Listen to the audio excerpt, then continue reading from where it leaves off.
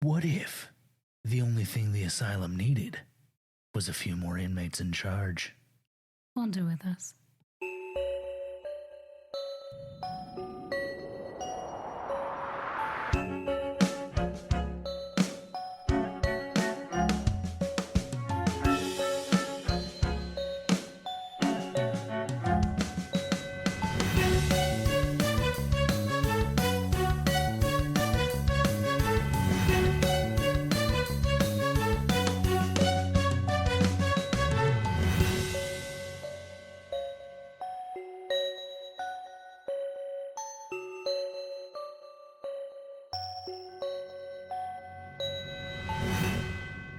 I'm Bethany. I am still Konr. And this is Wander with Us. It is still mostly a podcast. Except, Happy Halloween. We are not talking about the Twilight Zone today. Talking about Stonehearst Asylum. Now, you may be asking yourself, but Bethany, Konr, that's not what you do. Every year, what you do is say, we're going to do a Halloween episode. And then you don't. How can you possibly do a Halloween episode? Well, here's the thing, dear listener. Whoops.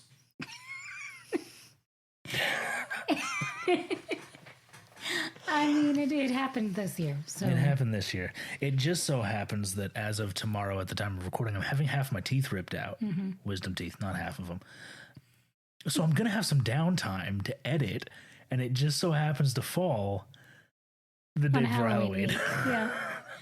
So really, this is kind of our last hurrah of Konr being able to talk pain-free for a bit. Yeah. So we're like, yeah, we're going to do that. We're doing It did that. just occur to me that I'm going to have 2 days, including the day I get my wisdom teeth pulled out, to edit this episode into something listenable Yes. and post it for release on Halloween. So no pressure. That just means the timeline is on you Yay. as to whether or not we do a Halloween episode. So if you're hearing this episode on November 5th. Whoops. We tried. To be fair, we are recording it with the intention of it being released on Halloween.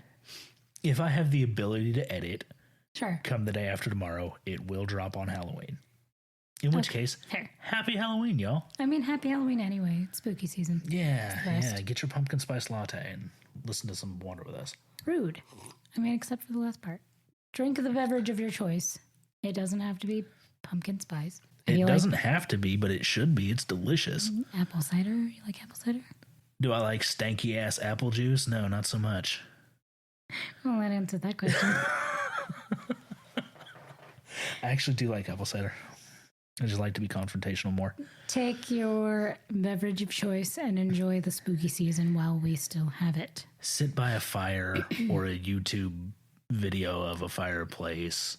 Light some candles. Turn Light the some lights out. candles or turn on your LED candles. Yeah. Ooh, if you bonus points if you have the ones with the wand. Have you seen those? The ones with the wand? Yes, so they're controlled with like Harry Potter wand. It's like They're just floating LEDs. so we have them in my office at work. Of course you do. That place sounds like a madhouse.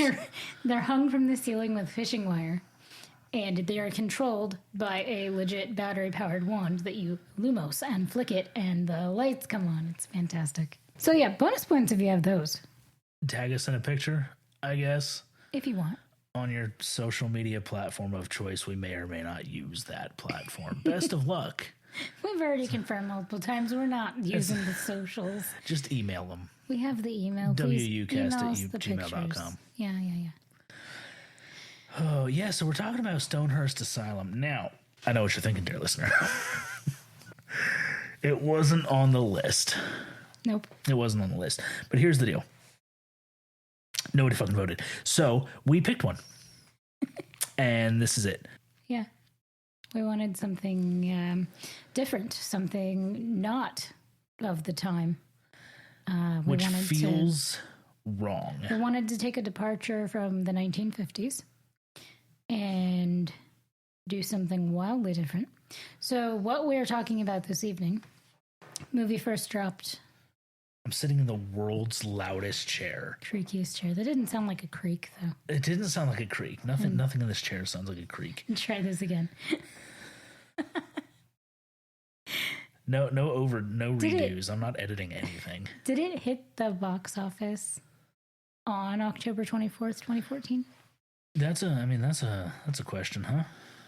Or did it hit like, yeah. So I assume that was the official release date of the film. Tony, you want to verify release date for us? Tony, I can hear you typing. It's terrible.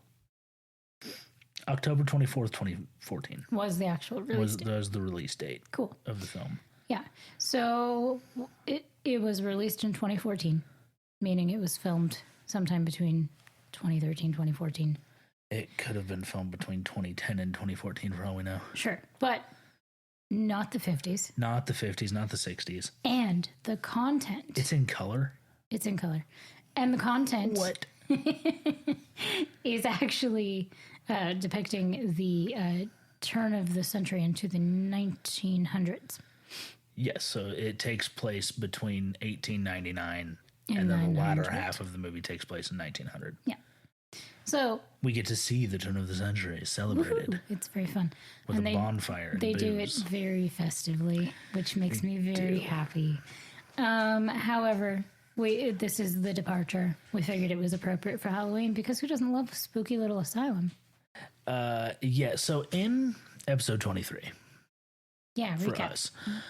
We briefly discussed mental health. Yeah. And the fact that it was fairly poorly depicted in that episode. Mental health was poorly depicted, as was the idea of, in general for the time. Wasn't talked about much. Wasn't talked about, and what wasn't ideal. Now, we move into 2014, when the movie was released. And obviously, Stonehearst Asylum covers a few ranges of mental health discussion.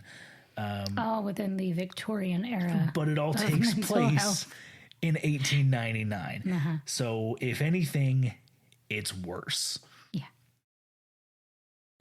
Whoops. It's not intentional, folks. That's how the cookie crumbles sometimes. We can say it was for the ambiance. Yeah, we can lie.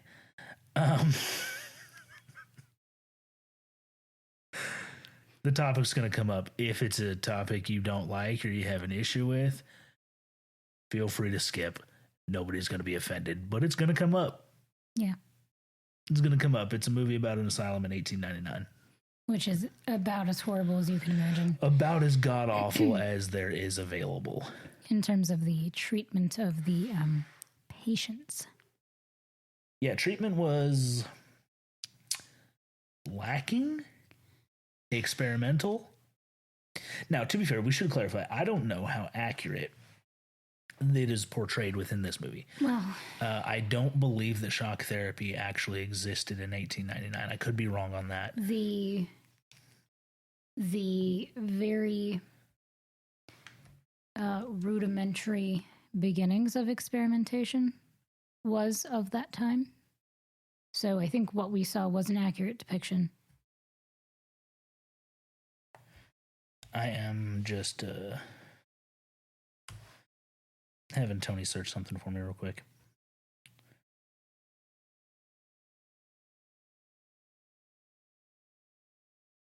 Okay, so the first recorded use of ECT was 1938 by an Italian neurologist, Ugo Cerletti and Lucio Bini.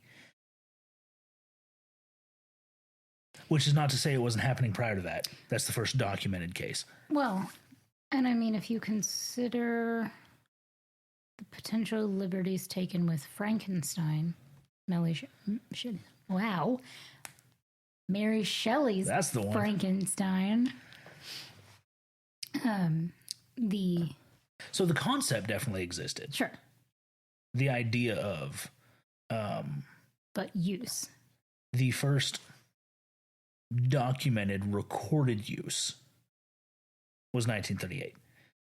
Plenty of stuff was happening prior to things being documented. Sure. And that's not unique to this field. Obviously, that's the history of humankind. We regularly experimented on things before documenting our results, and often failed results just weren't documented, or that information was lost to time. In an asylum fire, no doubt. Poignant. Who was it directed by? So it was directed by Brad Anderson, American director and screenwriter, most well known for psychological thrillers and horrors, usually exploring themes of mental instability, tension, and paranoia, none of which apply here. Often his projects involve characters that are grappling with distorted realities or mysteries being unraveled, creepy unease, psychological stuff. Stonehearst Asylum is obviously a great example of that.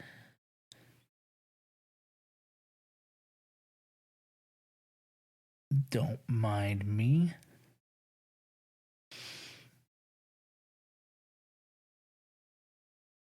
Prior to Stonehearst Asylum, he also directed The Machinist in 2004, starring Christian Bale.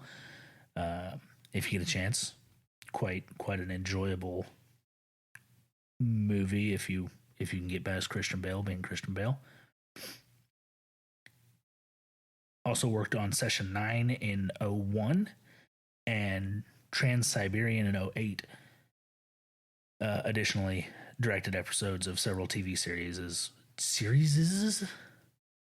Talking is fun, including Fringe, Boardwalk Empire, The Sinner, and Titans. And typically, his work in television reflects his styling in movies. It's all very similar, it seems. He's not one that I had heard of before this, though, which I was surprised by. Yeah. Having worked on Boardwalk Empire and Fringe, fairly well-known large shows. You'd think his name would pop up a little bit more before now. Yeah, and I'm sure it did for other people. It just wasn't one that came across my radar. Yeah. This screenplay was written by Joe Genjimi. There you go. I had to do the hands. Got to get the hands in there.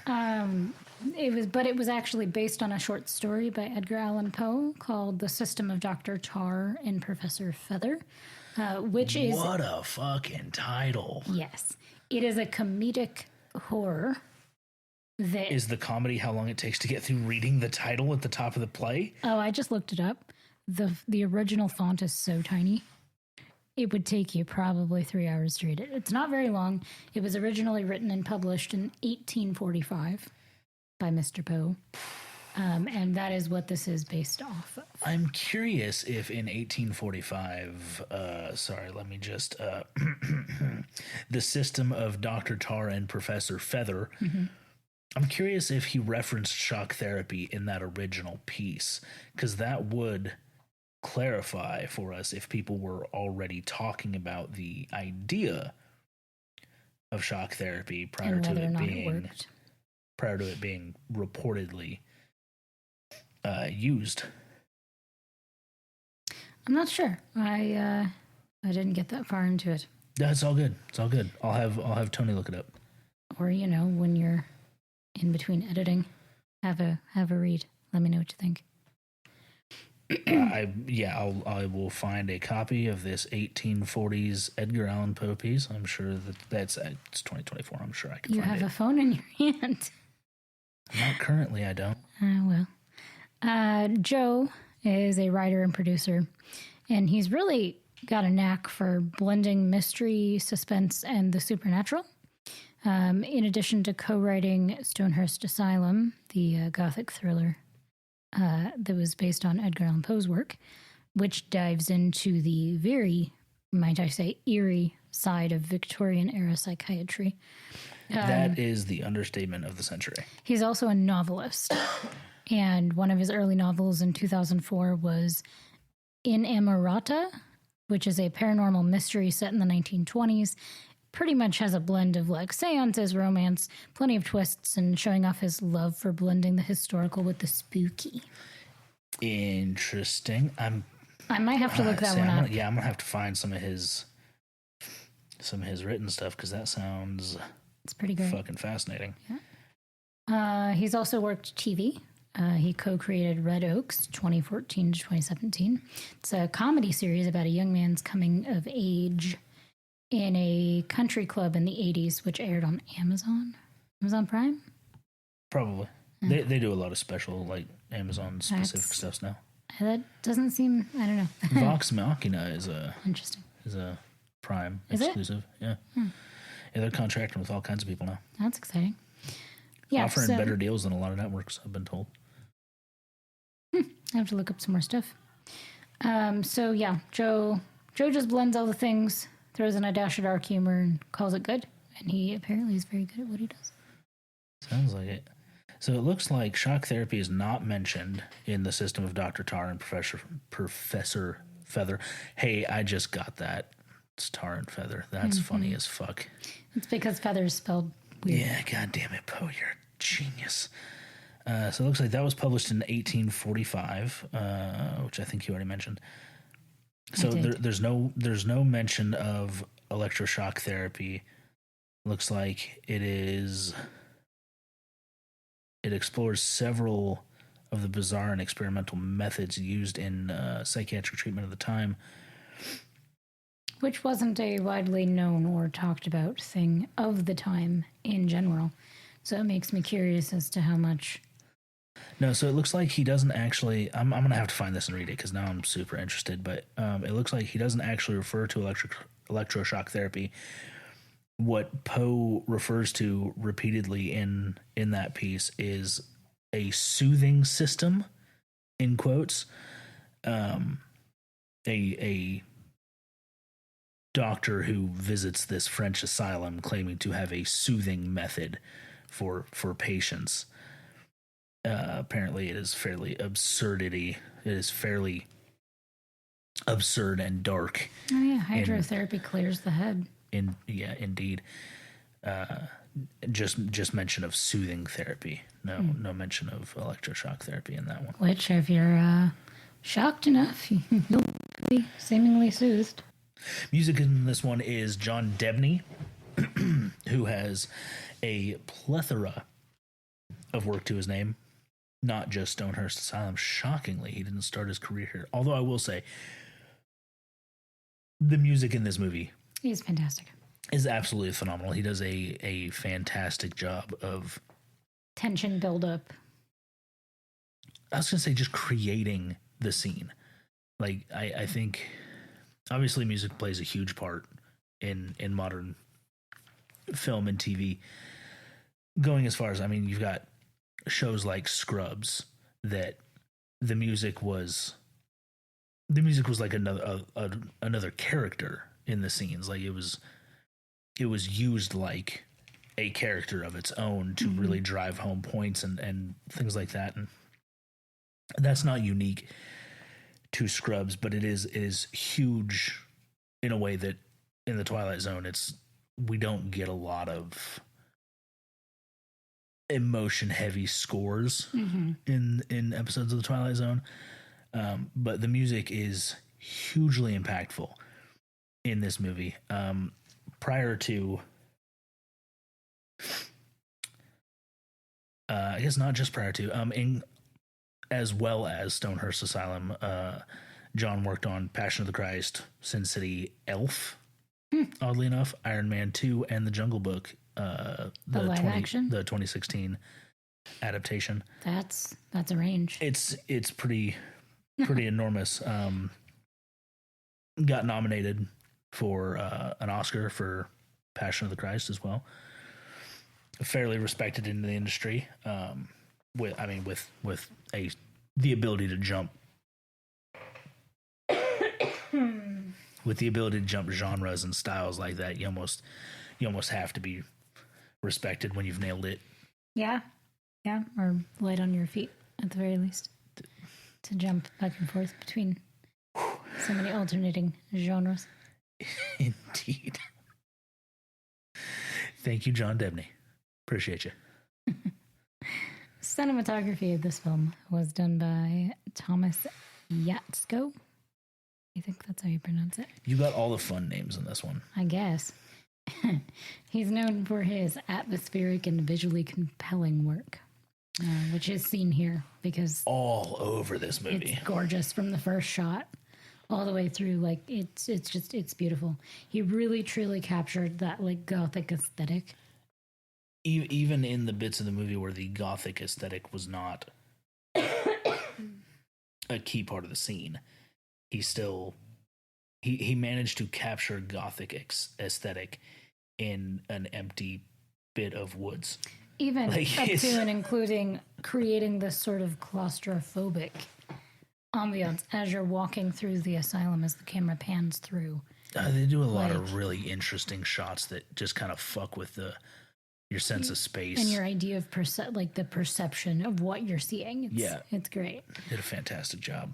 He does that primarily through the use of shadow, contrast, muted colors to intensify. Which, again, can be seen. It's beautiful. It's beautifully dull. Like, just referring to the colors specifically, but there is so little color in this movie. Outside of the opening scene. Yeah. Like, once we get to Stonehearst and the closing scene, which I think makes a huge difference where the cinematography is concerned. For sure. Because we get a little bit of color, we get to Stonehearst, we spend the entirety of the movie at Stonehearst, and then after Stonehearst, vibrant colors. Beautiful, vibrant, open skies. Which is really its own storytelling in and of itself. Oh, 100%. It's wonderful. And say we'll get into this a little bit later, but the way the colors in the movie transition throughout the movie is wonderful, because we do get mild color fading into an almost grayscale for a while. That grayscale lightens up in a few spots, which really emphasizes those points in the movie. The fire is mind-blowingly beautiful. Like the color scheme they use during the bonfire and immediately following the bonfire scene. And it adds the sense of chaos as well. It really does it is its own storytelling element in this movie, and it's kind of driving the momentum of the story. Yeah, it doesn't come across like they decided to film a scene and then he sat down and went, okay, what's the best way to film this to make it look right? It almost feels like they storyboarded it out. Then he storyboarded the shots and the color scheme, which I imagine if somebody took like a still from if somebody took every frame of this movie and smashed it down into a color palette, right, and then laid that color palette out as a straight line, you would get a fairly good idea of the story arc just through the spectrum of colors used in the shots. Yeah, you can see that all the way through. And I'd be interested to see that. The light into the dark, then the mute, then back into the light again. It's really very well done. Phenomenal. He is telling his own story through the cinematography in this movie. Yeah, which is why we love movies. Really, for the good music and the good cinematography. No comment. Fine. He also did work on Fringe, where he showcased his ability to create like distinctive, stylized visuals in the same way he did here. No snap. I wonder if he actually, worked with Brad, the director, on Fringe. Maybe. It's possible. It's not uncommon for two people to... Somebody to find somebody they like working with and shoehorn together. Them into another project. I mean, Burton and Johnny Depp. That's the thing. Their babies are going to be hideous. He also did some work on The Boys, which is a gritty and subversive take on a superhero genre. I'm not familiar. Which was an interesting... that one's on Netflix, I think. It's an interesting balance of realism with the stylization and capturing both the chaotic action sequences and that gritty underbelly of the show's world, and really just showcased that. Yeah, I'm gonna have to check that out. I said I'm not familiar with it. I've never even heard of it. Yeah, so his work overall just kind of shows a commitment to enhancing the story through mood, atmosphere, lighting, color, you name it. He's very good at it. Very carefully crafted visuals. That is the most succinct description I can give of this guy as a cinematographer. Is just very succinct. And the use of dynamic lighting, as we have alluded to, which we'll get into as we kind of recap the whole movie. But it really brings out this sort of character nuance and intensifies the narrative tension as the show or the movie progresses. He's really good at that. 100%. Absolutely kills it. Moving on, we have the special effects. Special effects on this was Lola VFX, who are essentially they're the VFX team you call if you have to change the age of somebody in a movie. They are world renowned. So they are what Rod needed for episode 23, Long Live Walter Jameson. So yes, although I promise you Rod's budget could not have afforded Lola VFX. I mean, probably because they weren't a thing then. How long have they been in operation? I couldn't tell you. I could pull it up here in a minute, but I don't know when Lola VFX started. Probably not in the 50s. Given technology. They may have been working like as a company back then. They probably weren't doing the kind of work that they were doing in 2014. The big thing for them is, my understanding is primarily digital. So there's no makeup? No prosthetics, no makeup. And that may not be the case all the time, but that is, my understanding is that is their primary claim to fame, is that you shoot it, send them the footage, they'll make it happen. Cool. They got famous in reality for The Curious Case of Benjamin Button. They were in charge of making Brad Pitt age backwards. Which was really, really awesome and unique. Incredibly well done. Since then, they've worked on all of the Marvel de-aging.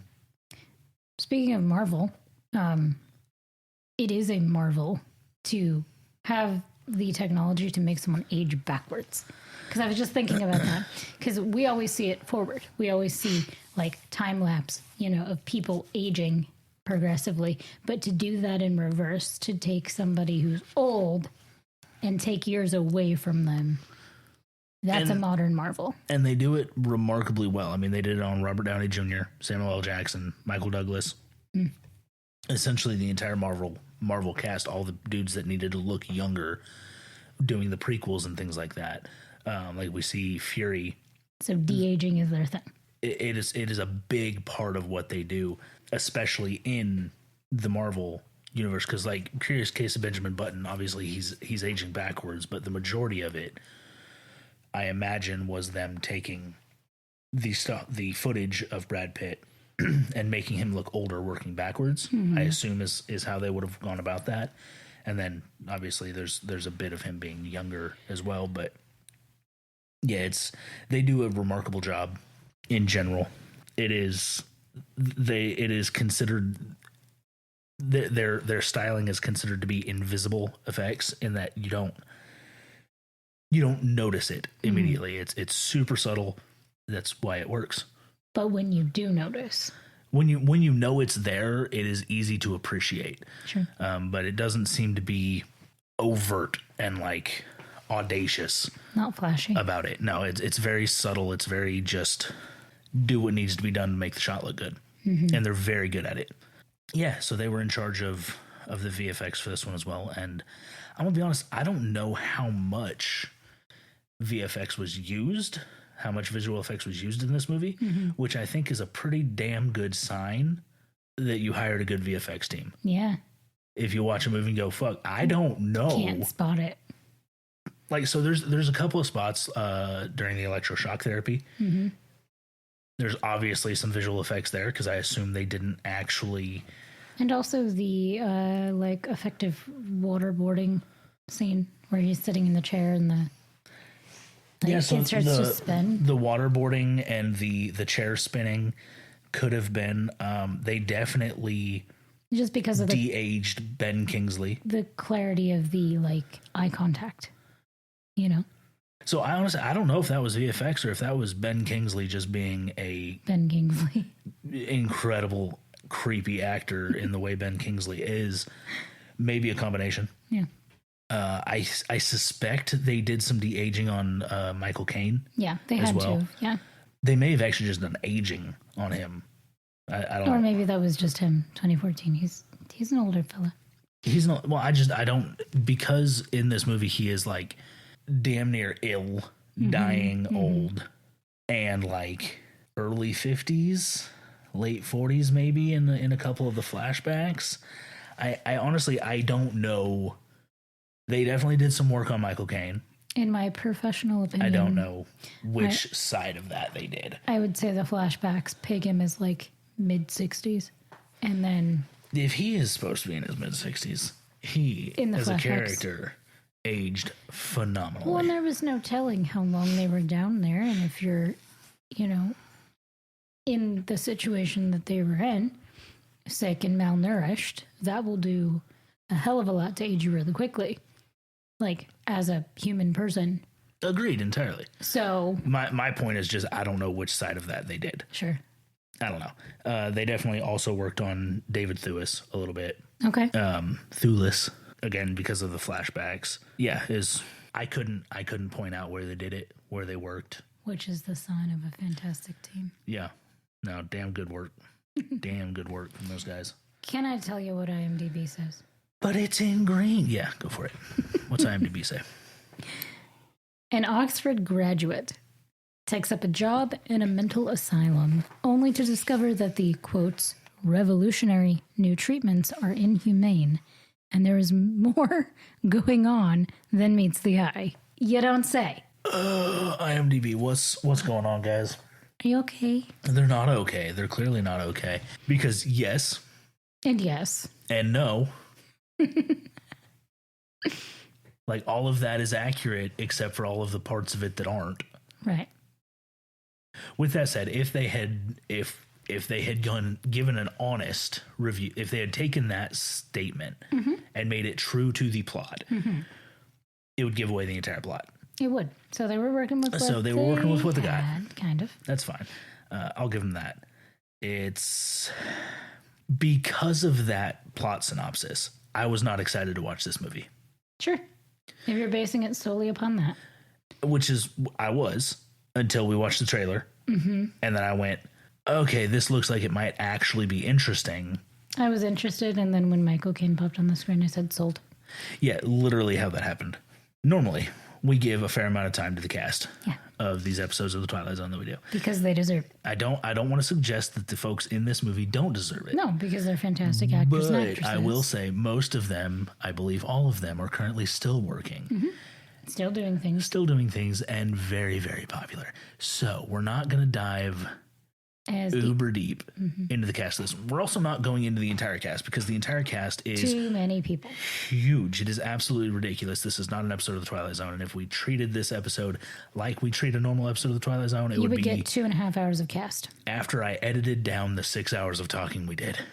And that's too much talking for two people to do. So here's your top 5. Boom. Kate Beckinsale, lead actress.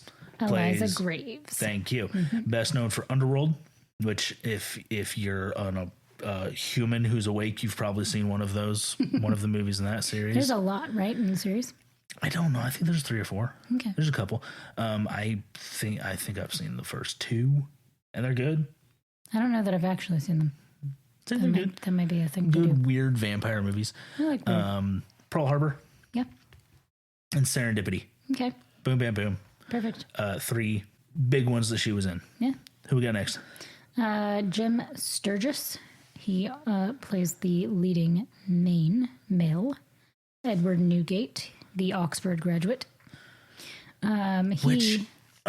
He is known for Across the Universe, 2007, that Beatles-inspired musical with Fantastic. no original music. Some original compositions of pre-existing music. 2008, a heist film about a group of students counting cards in Vegas. I did see that one. That one's Excellent very movie. good. And Cloud Atlas 2012, an ambitious multi-story sci-fi epic. I haven't seen Cloud Atlas. Oh my god. I also haven't. I don't know anything about it. But I like Jim Sturgis, so it's probably worth watching. That's another one where that information is not entirely accurate because that's not his name. Next, we have Ben Kingsley. He plays Silas Lamb in this one. He is one of the leads. He is, as we know it initially, the doctor. Superintendent. The superintendent of Stonehearst Asylum. He was in Gandhi in 1982. He portrayed Gandhi. In all honesty, if I say Ben Kingsley and you don't know who I'm talking about, I don't blame you, but Google it and look at a picture of his face. You will know exactly who we're talking about. He's got one of them names that just doesn't stick out and one of them faces you can't forget. He was also in Schindler's List in 93. It's Schindler's List. Yeah. We all know Schindler's List. And then he was in Iron Man 3 as Trevor Slattery. The year before Stonehurst. Yeah, the year before Stonehurst. And if you don't recognize him from just looking at a picture, look at a picture of him in Iron Man 3 and you will recognize him because he's Ben fucking Kingsley. More recognizable, Michael Caine. Yeah, everybody knows now. Michael Caine was Dr. Benjamin Salt in this, but also known for the Dark Knight trilogy as Alfred, Batman. The best Alfred ever portrayed. Loyal butler, I would agree with that. Inception 2010, he played Leonardo DiCaprio's mentor figure. Super kind of small role in that one for him. But prominent. Small, very prominent. But prominent. Also, The Italian Job in 1969. It's the classic British heist film that kind of became a defining role for him. Also not mentioned, Secondhand Lions. Great film. Absolutely fantastic. Also, The Italian Job was remade. Was it? Yeah, not super recent, but it was remade because they all drove not PT Cruisers. What are them little British cars, them square ones that have like the British flag on the roof? Coopers? Mini Coopers. It's an interesting thing. Yeah, they I'll have to look that up. It's really good. The remake was good. I don't know if Michael Caine was in the remake though. Kind of hope he was, but I don't know. A reprised role. Yeah. Moving on, we have David Thewlis as Mickey Finn. David Thewlis is Lupin. Recognizable right off the bat. Need I say more? Lupin. Obviously, he was in the Harry Potter series as beloved Professor Remus Lupin. He was in Wonder Woman in 2017, played Ares. I'm going to have to rewatch because I watched Wonder Woman in theaters and I don't remember seeing Lupin in it. And then he was in, fairly well known for being in season 3 of Fargo. Interesting. He was VM Varga. For me, he is always Remus Lupin. He will always be Remus Lupin, and I hope he's okay with that. Let's do the breakdown, shall we? Okay, we've got a lot to get through, and let me check the clock here.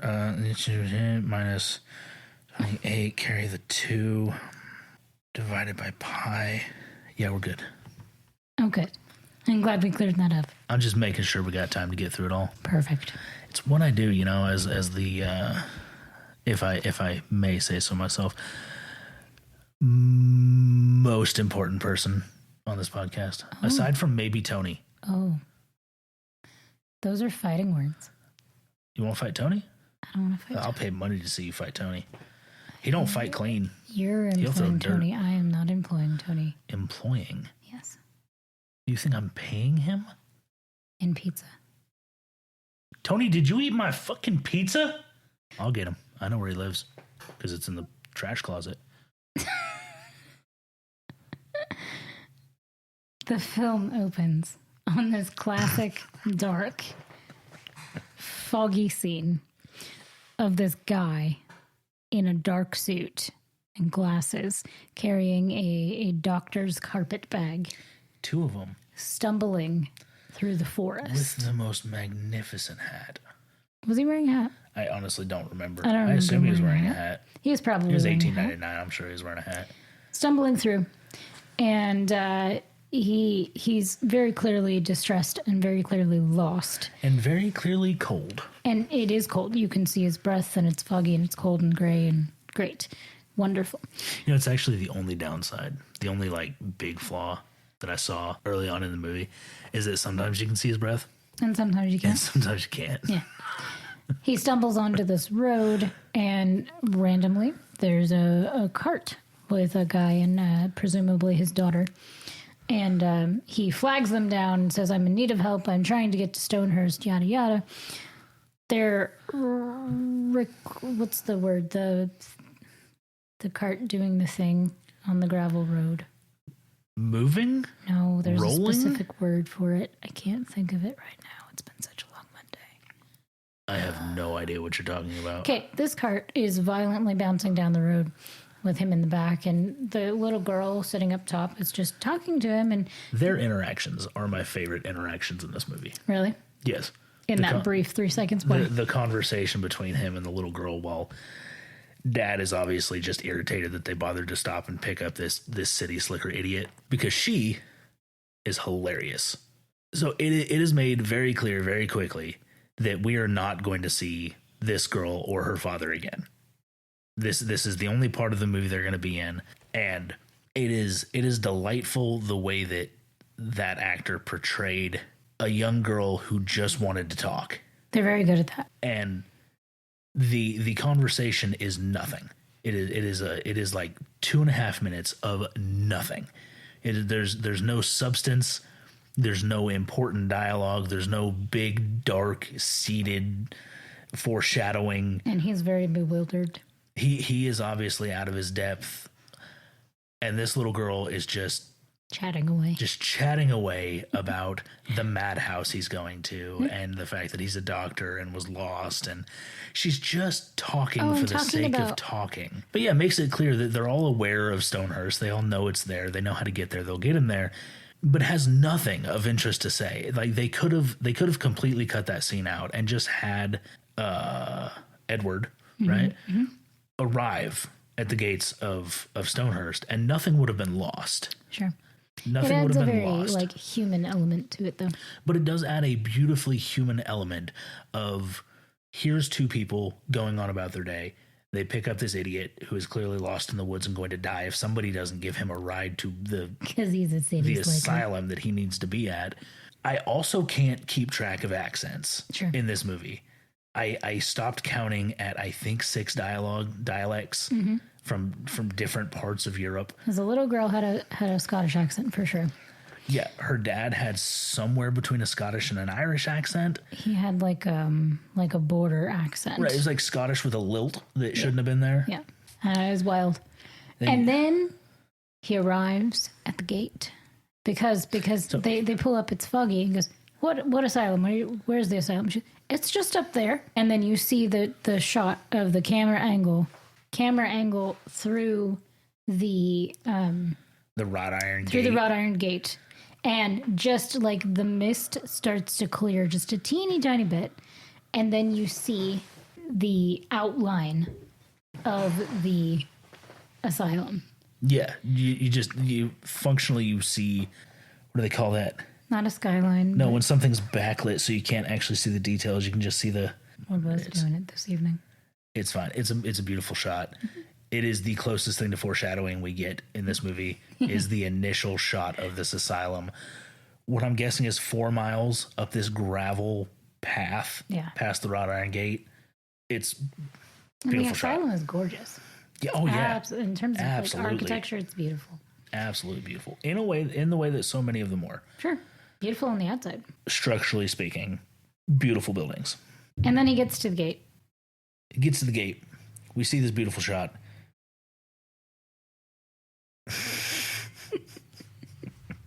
Oh, but why does it take you 4 hours to record? Yeah, no idea. Let's just drive by the front door in our F-350 with no muffler on it. You're so cool. God, I wish I was that cool. Introduce Mickey Finn. Yeah. If you've ever seen David Thewlis play in anything other than Harry Potter, which is not fair because obviously he plays multiple other characters, but my favorite character that he plays is the Irish gangster. Sure. He plays it so well. It is, I don't know where he's from. I should probably look it up because I'm guessing he's Irish now that I've said that out loud. I'm going to look it up because I'm curious now. He's either Irish or British. Tony? He is born in Blackpool, Lancashire, England. Oh, he's an Englishman. That's okay. That's actually That's why it works. that improves my opinion of him as an actor, because I honestly think he plays a better Irishman than he does an Englishman, There are so that's many pretty that do. impressive. It's great. Being that he's an Englishman. Yes. His character Mickey Finn is 100% just that. The classic irreverent Irish cad. You can't just make up words and pretend that it's like Irish Gaelic. I don't know what the fuck you just said. I think CAD is software used for 3D printers. Is that actually a thing? It's a word. I believe you. I didn't know that was an actual word.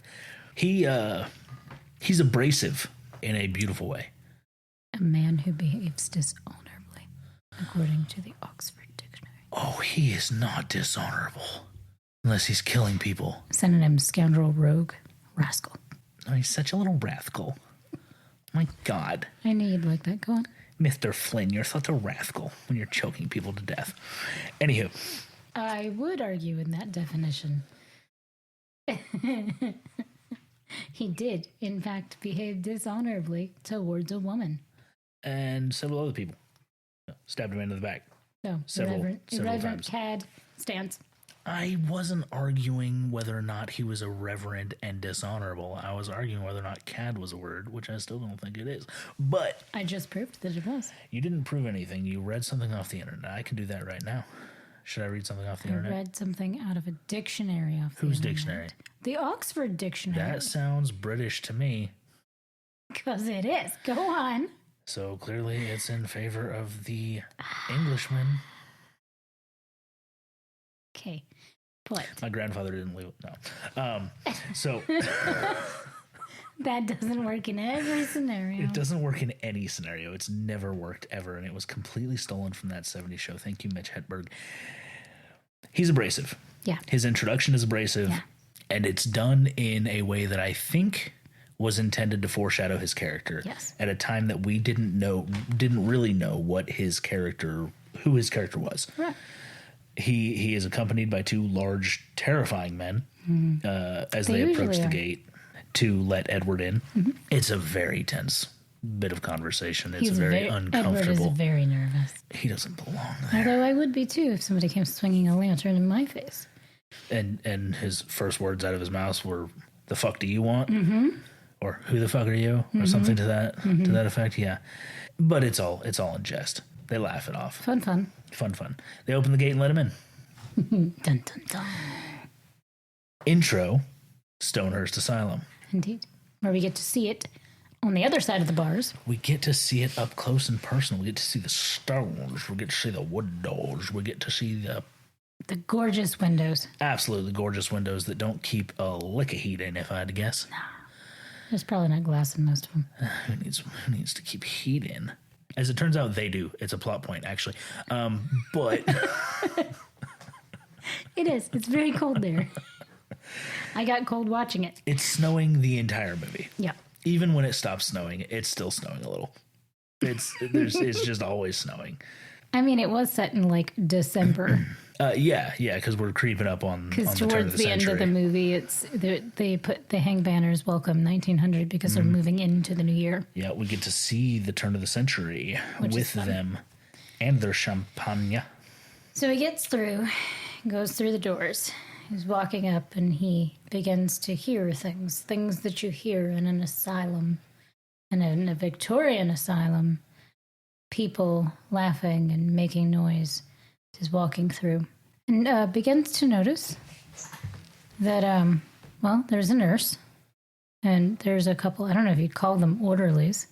Not exactly orderlies. Sorry, I'm just looking over the overview here and let's step back.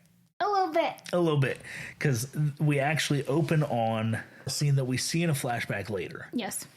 Because I was blown away by the beauty of the asylum and all of that. That's what stuck out in my brain. How it actually opens is in a lecture.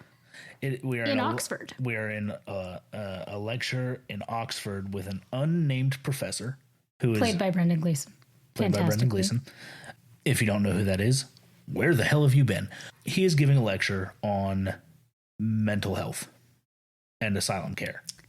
Eliza, who we see for the first time, who is in a wheelchair, clearly distraught, and the doctor describes her as having hysteria and pointing out that this hysteria is a physical response to physical touch, and that the new technique he has discovered for dealing with this hysteria is finding pressure points in the female anatomy that create a docile effect in the patient. Which is just wholly unpleasant. It's wholly unpleasant, and he demonstrates this technique by giving her the trump after describing that a handful of ovaries should sedate her. Thankfully, we don't see that in detail. It's implied. Yeah, we don't get to see that in detail, and it is appreciated. But it does create the sort of docile effect that he was trying to demonstrate, but that's only because, I mean, yeah, if you're going to be violated in front of a classroom of male students, mind, she does speak in this scene. Yes, she begs the class for help. That she's not insane. I'm not insane. Help me. And she is... It's actually one of the points he makes is that that you can't trust appearances because obviously the patient appears to be sane and coherent, but watch what happens when I touch her. It's a fairly unpleasant scene, and it sets a really kind of gross tone to open the movie with. And that scene ends with him telling his assistant to bring in the next patient. After he drugs her, right? Doesn't he drug her? Yeah, so he mentions that she is so docile when she comes in because she's on some ridiculously large amount of heroin to keep the hysteria at bay. Now, I'm not going to go into the history of hysteria in medicine. Which is fake. Obviously, it's fucking not a thing. I will say, if you're interested... Listen to Sawbones. They have a fantastic episode on hysteria. They have a couple of episodes where it comes up, one episode dedicated to it. They're professionals. But Sydney's a professional. Yeah. With that said, it's real unpleasant, and the scene ends with him calling in the next patient to do the next demonstration for something else. Whatever the next patient's deal is. We will find that out later in the film.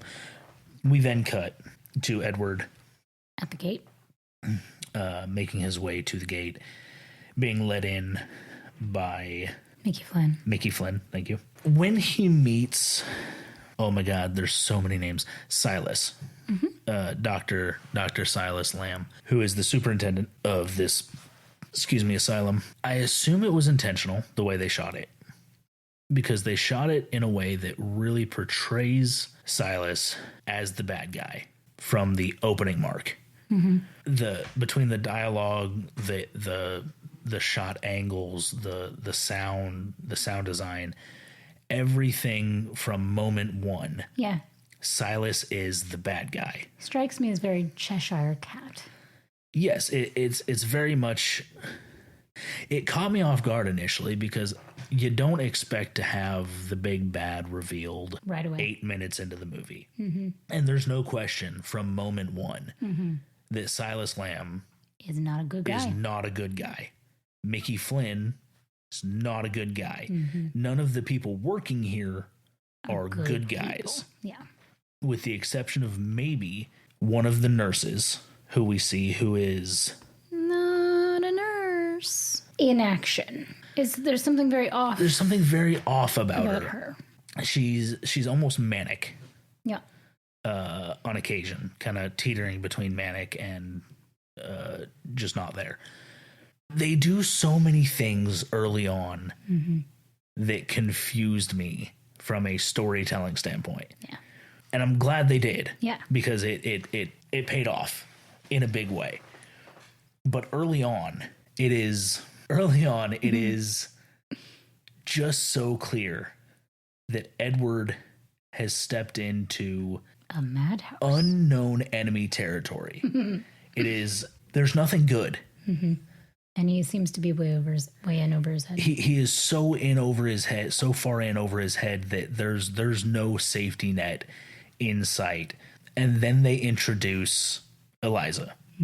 And the way they do this movie is a conglomeration of great storytelling stacked on top of each other for an hour and a half. Yeah.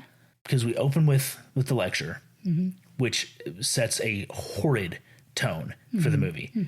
We move into introducing us to Edward. We see Edward helpless, Bumbling lost, his way along. a bumbling idiot trying to find his way to this asylum where he's going to observe to learn to get some real world experience. First on the job training, essentially. So that he can move forward to being an asylum doctor.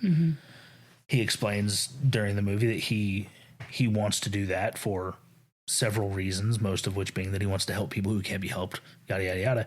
We move from there to, so he's helpless. He gets a little bit of help from these two with their cart, is dumped way in over his head. The moment he steps onto the asylum premises, is surrounded by cliche bad guys. Yep. And then there's Eliza. The introduction of Eliza in this scene is such a wonderful contrast because during the lecture, we don't know her by name. They don't mention her by name. No. She's not even mentioned as patient. She's I think just the only thing they mention in that is docile female.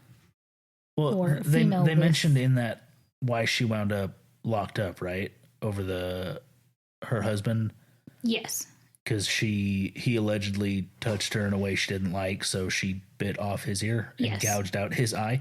And according to how they describe it, it was well deserved. But The husband doesn't seem to think it was an overreaction. no. When we meet his In that creepy ass. first lecture scene, she's dressed in just like a shift and looks like a crazy person. Her hair's all over the place. She's in basically a nightgown. Yeah, no, she looks like an asylum patient. And then when she's introduced in the asylum, she's dressed up. Her hair is coiffed. She is wearing this gorgeous purple colored gown that is of the era, corseted and all. And she's playing piano In a room full of patients. that are rotating around like flies. Just doing But she's living their lives. gorgeous in this scene. And that is where Silas begins to describe her. It's also the first shot in the movie we get where there's vibrant colors. Yeah. We go from the very docile gray tones of the halls of this asylum to this fairly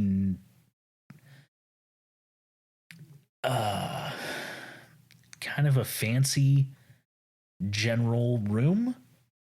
I don't know It's what. like a common room Yeah, it's like a common room. or a parlor. But it's well lit. There's nice the banisters are beautifully decorated. They're well stained. The tapestries on the wall are colorful. The floor is colorful. Like there's a lot of color in this shot and a lot of eye contact.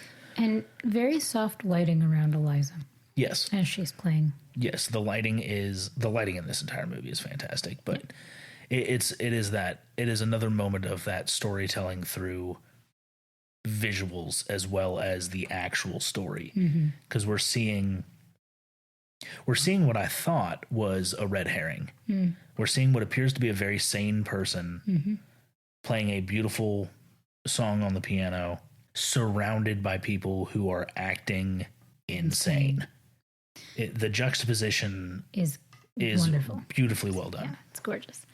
And Edward, if ever there was a clearer look of like love at first sight, It's there. that is very much he's got all the puppy eyes.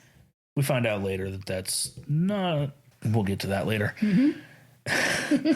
The good doctor explains her situation, as well as a couple of the other patients.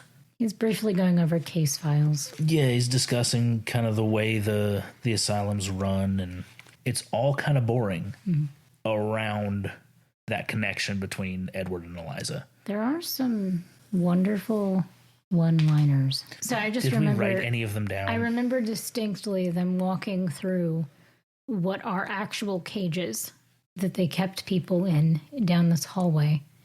And I can't remember the guy's name. Remember they called him the ogre and then he called him by his actual name. But anyway, during this scene when Edward notices that there's a human person in this cage, Silas says something to the effect of, if a human is kept in a cage, he'll continue to act like an animal. You remove him out of the cage and he becomes a human again. Yes. And while he's saying this, he then goes in and proceeds to tell Edward that the patient in the cage is called the ogre. He was in a sideshow with a traveling circus. His parents sold him to the freak show, and he damaged his hand attacking one of the nurses. And needed his dressing changed. And here, brand new doctor, would you like to go in and attend to this patient? So he goes in, and we just see what is undoubtedly human man acting like a monster. He's very the Cyclopes of Greek mythology came to mind. Yeah. In his. And Edward looks up on the wall as this gentleman whose name I can't remember throws him up against the wall with his hand around his throat. He's clearly choking because this guy is huge. And he looks at the wall and sees a name scrawled on the wall and then begins to, between gasping breaths, say this man's name. Mm-hmm. And as he says his name, there's like a click of recognition and clarity comes back into his eyes. Yeah. And he becomes man from beast. Yeah, it is. Proving that point. It is a beautiful moment of, let us tell you a very brief moral boundary. Mm-hmm. And then let's show you that morality in action. Yeah. In the span of 2 minutes. Yeah. And it happens a couple of times. Yeah. A couple of times in this movie that they take that approach at seemingly pointless moments that become incredibly large moments through the action or understanding of these patients. There's a going out of order here, but since we're talking about it, so there's a patient in the asylum who is a blind older woman who has been refusing to eat until her son comes back from the war. We find out fairly early her son died in the war. In Algiers. And several times it flashes back to that nurse we discussed earlier, trying to feed this woman the most god-awful looking slop. It's like gruel. Yeah, and she just refuses to eat because she's not going to eat until her son comes back from the war. At some point, Edward sits down with her and pretends to be her son. Mm-hmm. She's blind, she can't see. She believes him immediately. Yeah. He explains that he's home, she needs to eat for both of them. Mm-hmm. But he's being dispatched on this secret military mission he can't talk about. So she needs to keep her strength up. She needs to keep her strength up for when he comes home again. Mm-hmm. It's this beautiful humanizing moment. Yeah. Similar to his interaction with the ogre whose name is not Ogre. I want to say it was like Jeremy or something. Arthur? Maybe? Anthony? Antonio? Antoine. We'll have to look. I don't know. Later. I don't remember what his name was. There's a few of these moments where we get to see Edward in action. We get to see the doctor that is Edward Newgate being that doctor, showing what he knows, showing what he is capable of as a doctor, showing that all these people need is somebody to understand that they're human. Human compassion. They need compassion. They need understanding. They need to not be treated like animals. And it was Eliza in that, I think it was that moment post the old lady starting to eat again, that she tells him, you're going to be really good at this because you have kind eyes. Mm-hmm. There's some moments that are less. There are moments that make you wonder. Oh God, there's so much in so many weird angles in this one, because among the moments that really made me question what the hell was going on, we have a staff room get together pretty early into Edward being there. I think it's the second night he's there. Yeah. Where all of the staff from this asylum get together in their staff quarters and have a dinner, a little bit of party with some music. And Edward wants to know why there's a bunch of patients in the staff room with him. It is Arthur. It is Arthur. Sorry, I had to look it up. Nailed it. It was bugging me. And Silas explains that he likes to let them Mingle. because it gives them having time to spend with the quote unquote sane people lets them see how society interacts with itself, How it should be. how interaction should be among societal peers, but also it allows us to see how we should be with them. Yeah. And it's one of the many moments where it made me like, why do we already know that Silas is the bad guy? Like, why do we so early into this movie?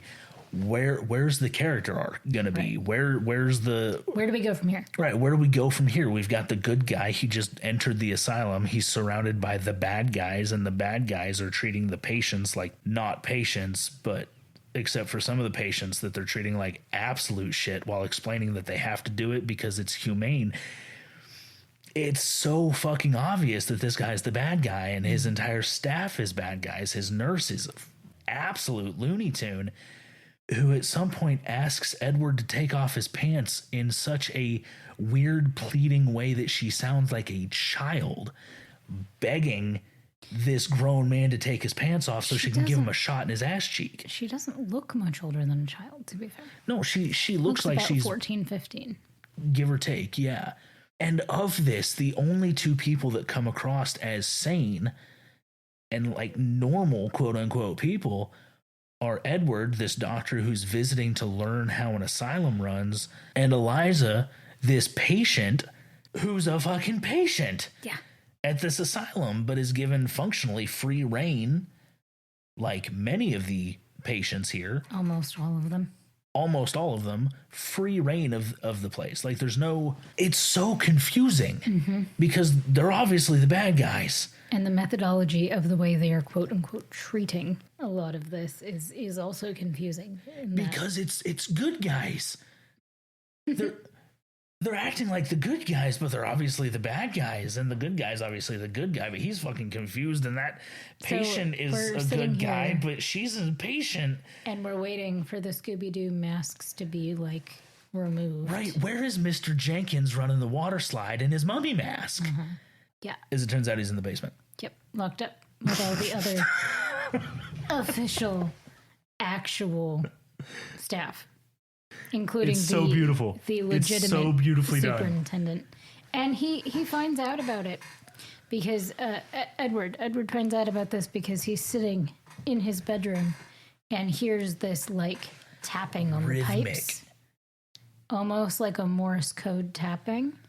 And he follows the sound.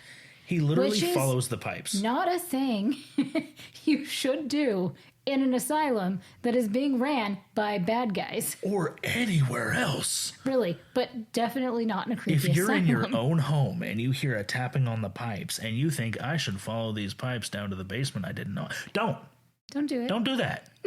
Turn on the heater so you don't hear go to sleep. Don't do that. In this case, he did it.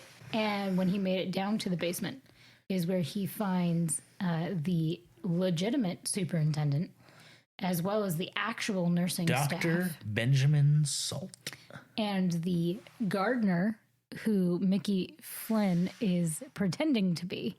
The garden crew, the grounds crew. The groundskeeper's assistant, who is being portrayed by the two large, terrifying men at the gate. Yep. Goons, thank you.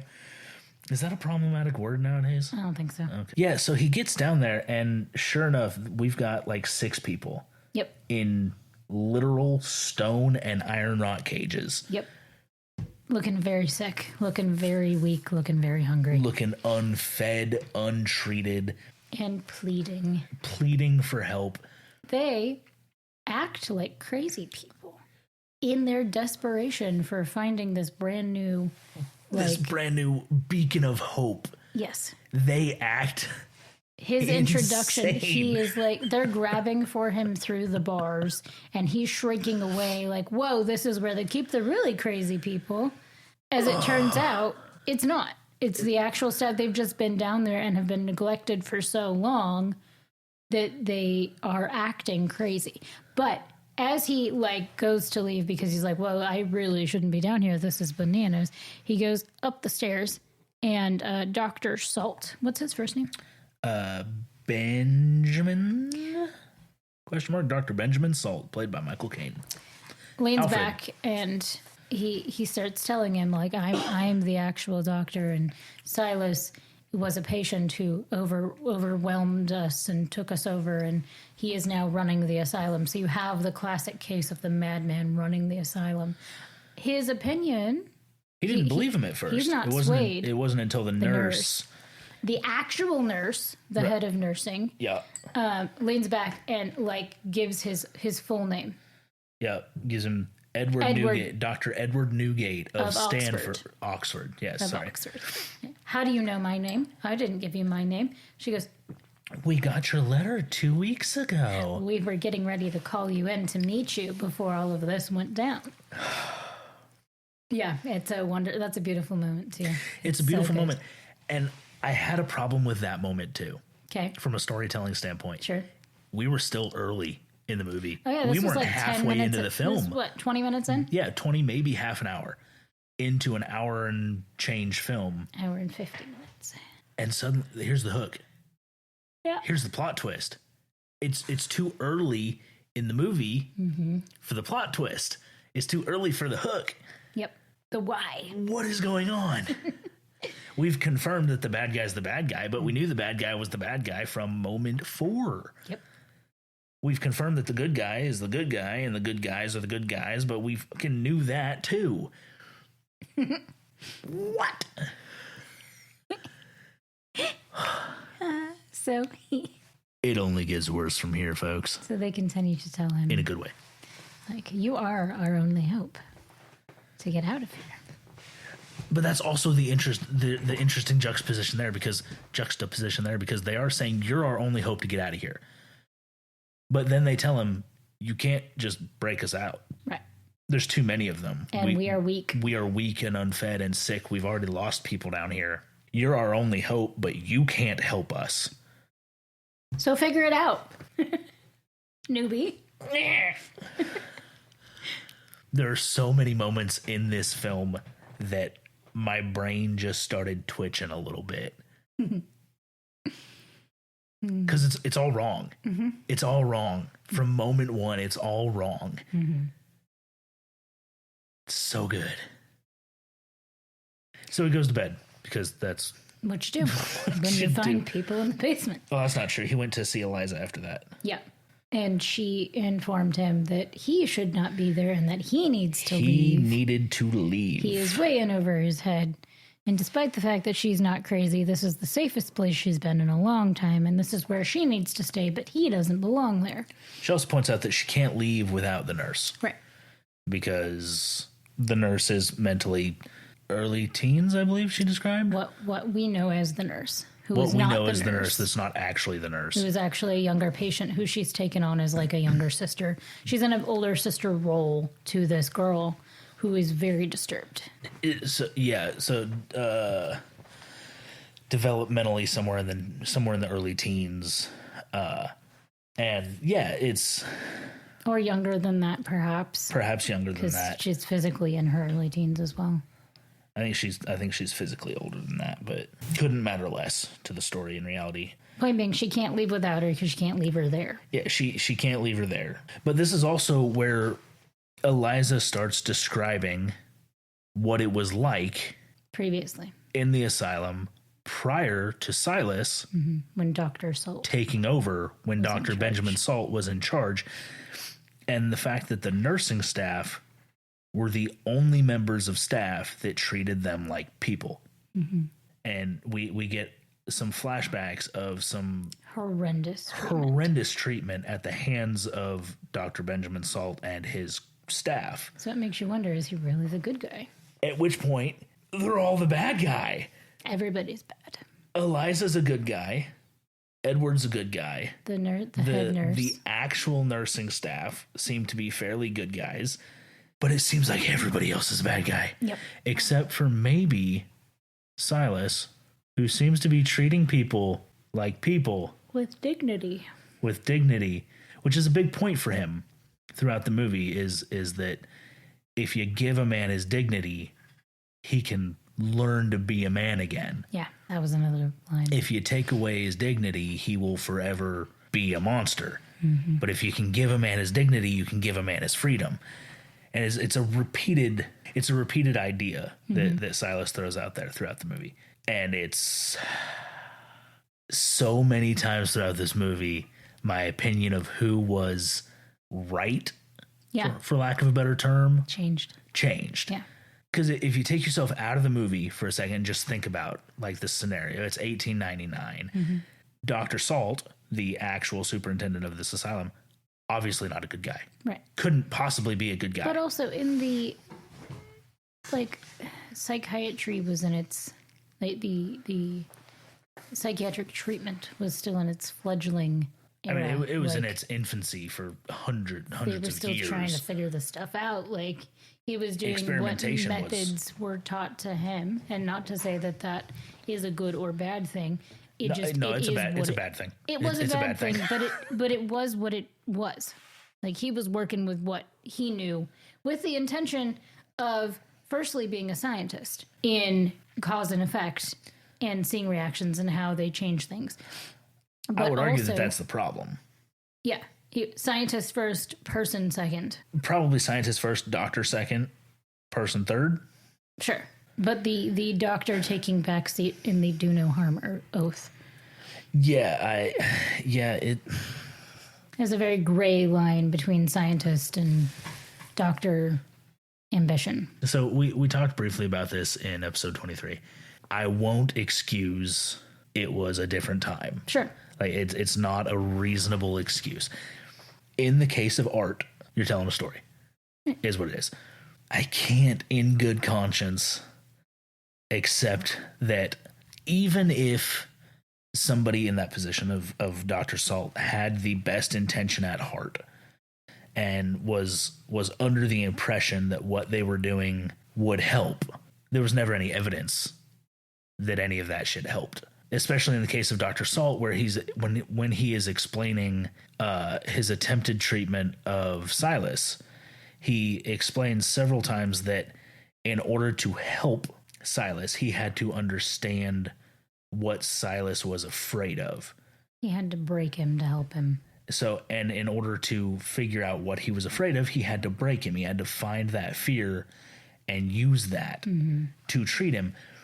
You're a bad dude. Great methodology. You're a bad dude. Like, that's, even if what you're trying to do is help. Because by contrast, I mean, even in that brief flash where we see Edward helping the blind lady, like, he does that with kindness. He does that in fully embracing the human side of what she's dealing with. He steps in to try to understand where she's at. Observing, firstly, before he even acted. Long before he ever made contact with her. And then when he acted humanely.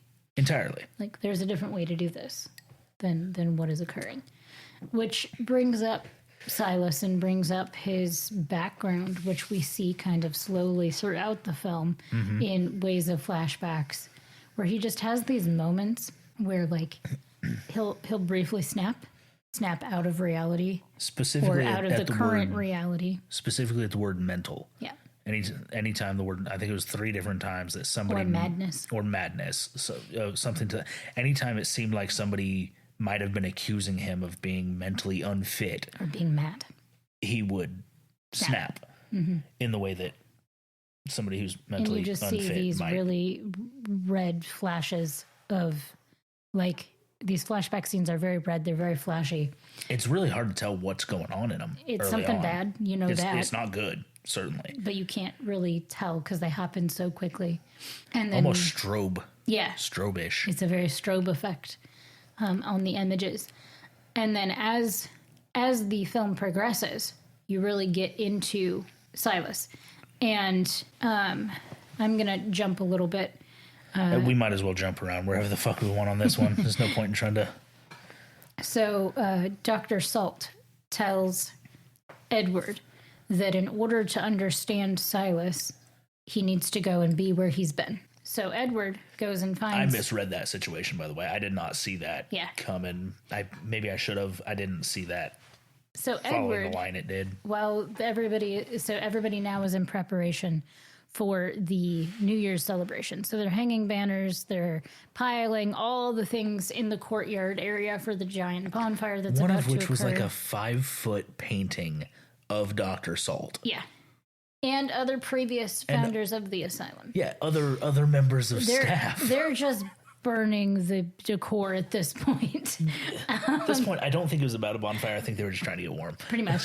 They had to. It looks cold. The whole thing. It's mentioned Several times. early. So it's mentioned the first time Silas goes down, that we see Silas talking to Dr. Salt. Dr. Salt points out that obviously things aren't going good. You have the lunatics manning the boilers, and they're not manning the boilers, so Right? you have no heat. You don't have anybody that knows how to run the boilers, so you're just not running the boilers. You don't have anybody that can order food, so you guys are eating squirrel. Yeah. Like, Yeah. clearly, this little experiment of yours isn't working. It's not going well. Anyway, sorry. They're worries. prepping for a party. Right. So as everybody's preoccupied doing that, Edward, taking this advice from Salt, goes into what was Silas Lamb's padded cell. And he's sitting Which there. still has Silas's name. And Has S. yes, Lamb tag above Painted the on door. the door. Or painted on the door, yeah. yeah. It's painted in red ink as well, which is kind of funny. This is fairly off-putting. Another thing with the coloration and Yeah. and that sense of claustrophobia that the cinematography brings about. You really feel that when he sits in the cell, because he sits down and he puts his arms around his knees and he's just sitting in the dark in this cell. Like you can see the light from like the hall coming in through the bars, but he's just sitting there. Can I tell you my favorite part of that? Yeah. When he sits down against the wall with his knees up to his chest, clearly trying to like get a feel for Silas. It's claustrophobic as hell until the camera pans back as he's thinking while he's sitting there, obviously thinking, trying to figure out what's going on, just kind of glancing around. The camera pans back just a tiny bit, and in that small bit, the room feels like it doubles in size. Yeah. Really quick. Like it just, the space opens with that tiny bit of camera movement, and then boom, Yep. he sees the thing. Manner of perception, which is great because it leads him to the answer. A little slit in the padding of his padded cell. Tiny thread that's not tied down. He pulls at that thread and out pops this little bag. And in the bag, it's not revealed at that time. That's what it was. He said, in order to understand Silas, you have to find out what Silas is hiding from himself. Yeah. Yeah. That was the... Be where he's been, find out what he's hiding from himself. Yeah, sorry. Go for It's it. all good. So he finds this bag, and he presumably, we don't see this because it pans away, but he presumably opens the bag and knows what's in it. So then they proceed and they get everything together for the bonfire. So that's happening. Festivities are happening. And then Edward goes back down to the dungeon basement area and talks with Salt, and they come up with this plan of like, okay, bonfire's going to be loud, it's going to be noisy, there's going to be a lot of ruckus happening. We spike the champagne that they're definitely going to drink in celebration. We slip him the old Mickey Finn. And then, once everybody goes night-night, presumably forever, we can let the get good guys the out fuck out of here. and call it good. So they have this plan, except that Mickey Flynn. Goddamn Mickey Flynn. So he goes about it, right? He finds we see the next scene that we see is him injecting the cork with After a he syringe. smashes the head of the guy who's went down to collect the champagne. Yeah. Smashes a lantern or something over that guy's head. So he knocks him out. He grabs the champagne, injects stuff into the cork. It looks like enough horse tranquilizer to take out the whole party. And Yeah, it might have been straight heroin for all I know. Like, it 3. was We don't know what it is. giant syringes into each bottle. But Mickey Flynn interrupts this. And they get in. Do you want to talk about that? Because of his character. And how would you like that? Okay, so a couple of things we know about Mickey Flynn at this point. A little earlier in the movie, a couple of the people caged downstairs, the groundskeepers, escape. They I forgot slowly about dig that. the bars out of this garbage window and run for help. Somebody sounds the alarm. Mickey Flynn and a team of new orderlies hop on horses, chase him down, corner him on a cliffside. One of the groundskeepers decides instead of going back, he just trust falls off the cliff. Backwards. He just, I'm not doing this. Hard nopes. Dips to the greater beyond. The other groundskeeper, the lead groundskeeper, doesn't. Mickey Flynn makes it perfectly clear that he won't be hurt. Oh God, what is it he said? You made me see the error of my ways. I'm a good person now. Mm-hmm. I promise you won't be hurt. When Mickey Flynn arrives back, groundskeeper's dead. He explains that groundskeeper got too close to the horse. Horse kicked him in the head. Killed him. How sad for him. Sorry, kicked him in the bollocks. Dropped him dead. What a way to go. Perfectly reasonable way to die. Sure. Testicular eruption to death, I guess. Maybe it's happened. I don't know. Edward rolls the guy over to see that he's a doctor. He had to examine it. He's a doctor. Rolls him over, sees there's a cut in the back of his shirt, rips his shirt open to see he's got like Multiple 11 stab stab wounds in his lower back. It's the first time he questions Silas in the movie when Silas is like, oh, well, got kicked by a horse. Damn shame. Bury him. Let's get inside. We got stuff to do. He questions Silas. He says, this is madness, which is where we see Silas snap. Eliza's actually the one that like brings him back to the This moment, reality. convinces him to just go away and not murder somebody else. At this point, we know that he stabbed a man several times in the back. We know that he chased one man off a cliff. And shortly before where we're at, he approached the nurse, the new nurse, seduced ? After dancing with the nurse. Mickey Flynn, yeah. Mickey Flynn. Yeah, sorry. And then after being rebuffed initially, what's the word? So Eliza told her to stay in the room while they were getting ready for the bonfire because it wasn't safe for her to be outdoors. Wasn't safe for a girl of her age. Yep. So she sneaks out of the bedroom as one is wont to do. As a child might. And is twirling around in her nightgown in this ball and pretending to dance with an imaginary person. And that is when Mickey Flynn comes around the corner and says, well, there's no need to pretend. And he starts dancing with her. And they're dancing and she's laughing and she's having a wonderful time and he's laughing. And then his hands just kind of go around her throat as he proceeds not initially. to choke Because initially the life out of her. he kissed her. She pulled away. Shocked. Completely rebuffed his advance. And then after thinking about it for a minute, seemed to like, Oh, yeah. okay, yeah, let's do this. Went in for another kiss. And then we see Mickey Thinking. there's an internal struggle of some sort going on. We know that he allegedly killed his mom and sister. That is told And to us. that's how he got locked up in the first place. We now know that he stabbed a man in the back, chased a man off a cliff. And at this point, in lieu of furthering the sexual advance that was clearly intended, he wraps his hands around her throat and chokes her to death. Yeah. And now we're in the broiler room or the basement room where he has just caught Edward injecting something into these bottles of champagne. Fight ensues. Fairly unimpressive fight. Mostly Mickey Flynn just walloping the doctor a bit. Eventually, Edward gets the upper hand, smacks him with a shovel.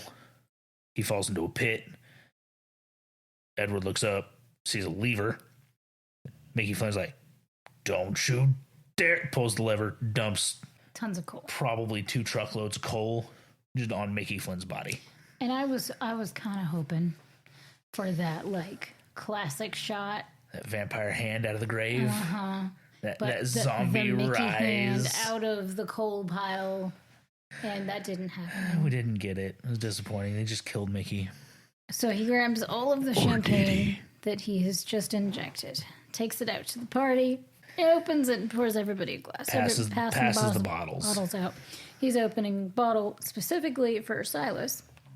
Goes to pour. Everybody has their glasses. They're doing the countdown. They're getting ready to toast to the new year. In this moment, it looks like Edward is about to like take a real bullet for the team when Silas offers him a glass Switches as well. the glasses.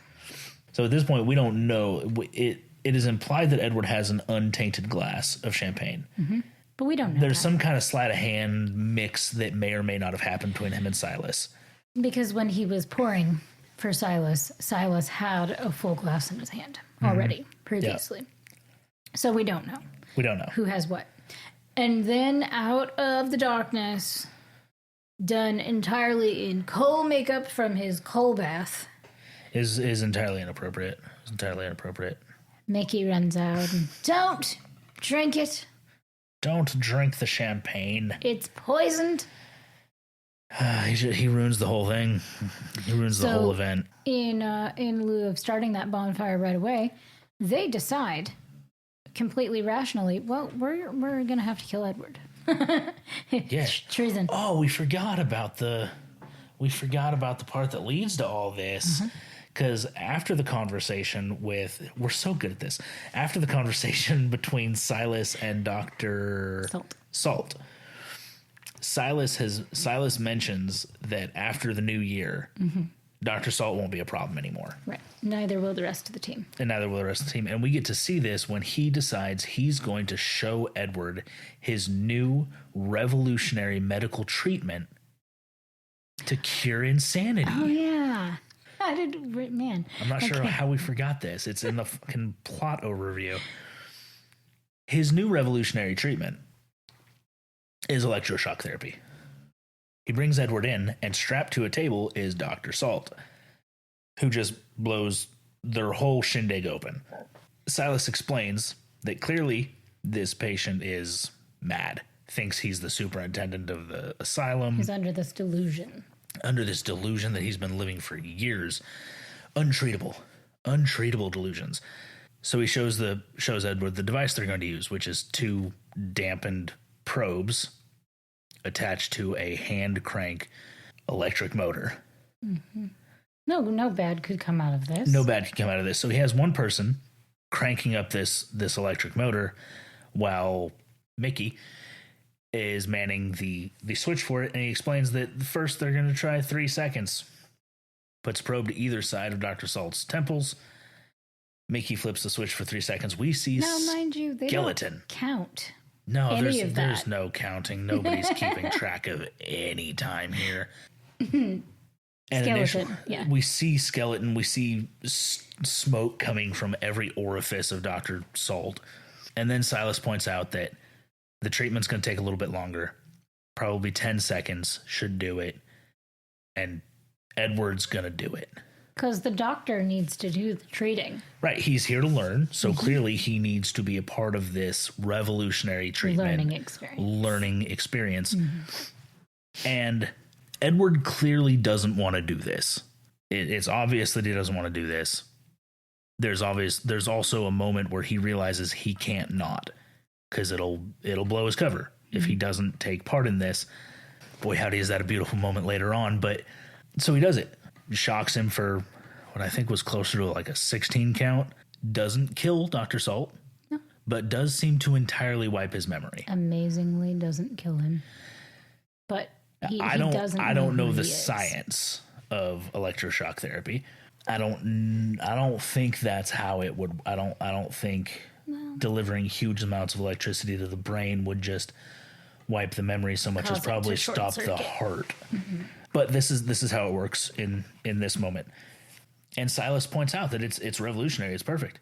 He is no longer under the the delusion that he is the superintendent of this asylum. Yeah. He is now available for a fresh start, to be re-educated. He's a clean slate that can be reintegrated into society. He can be retaught to safely exist. It's revolutionary. It's remarkable. He asks him who he is, leaning over him, and you can see Dr. Salt's eyes kind of glazed as he tries to focus on the people talking and the people in the room and says, "Who am I? Where am I? What is this?" And then the question of, who are you? Yeah. I don't know. And Edward's response to Salt's, "Who are you guys?" is, "We're your keepers." Which feels very prominent. And Edward's clearly not happy Yep. with the scenario. He is obviously distraught by this. Now cut back. It's time to kill Edward. Silas has decided he can't live. He tried to poison everybody. Yeah. And that just won't do. Thanks for that, Rabbit Child It. That was very important. That was very important. It's fairly important. Now we have Edward. Yes. Strapped to the same table. Yes. In the same room. Yes. Silas is holding the same prods. But there's an audience this time. There's an audience. All of the patients are there, and Eliza is there. Mickey Flynn is once again manning the switch. On-off switch. One of the patients who is just a reoccurring patient in the most random points. The maniacal laughter. Yeah, he's cranking the. He would be a marvelous mad scientist. The whirly box. He's cranking up the machine, and Silas is explaining to the audience that Edward is a traitor, trying to overthrow what they're doing, the experiment that they're doing, and it ends tonight. He's going to use his revolutionary treatment on Edward. Because it worked so well before. Worked so well on not Dr. Salt. Edward requests that there's a picture of his wife or a loved one or something in his left front breast pocket. And it's only right that if he's going to die or forget everything, that he be able to look at this picture. Eliza. It's a picture of Eliza on a pocket watch, like in his left front breast pocket, and it's only right that if he's going to lose his memory, that he get to do it staring at this picture. Yep. So he pulls the thing out of the pocket, and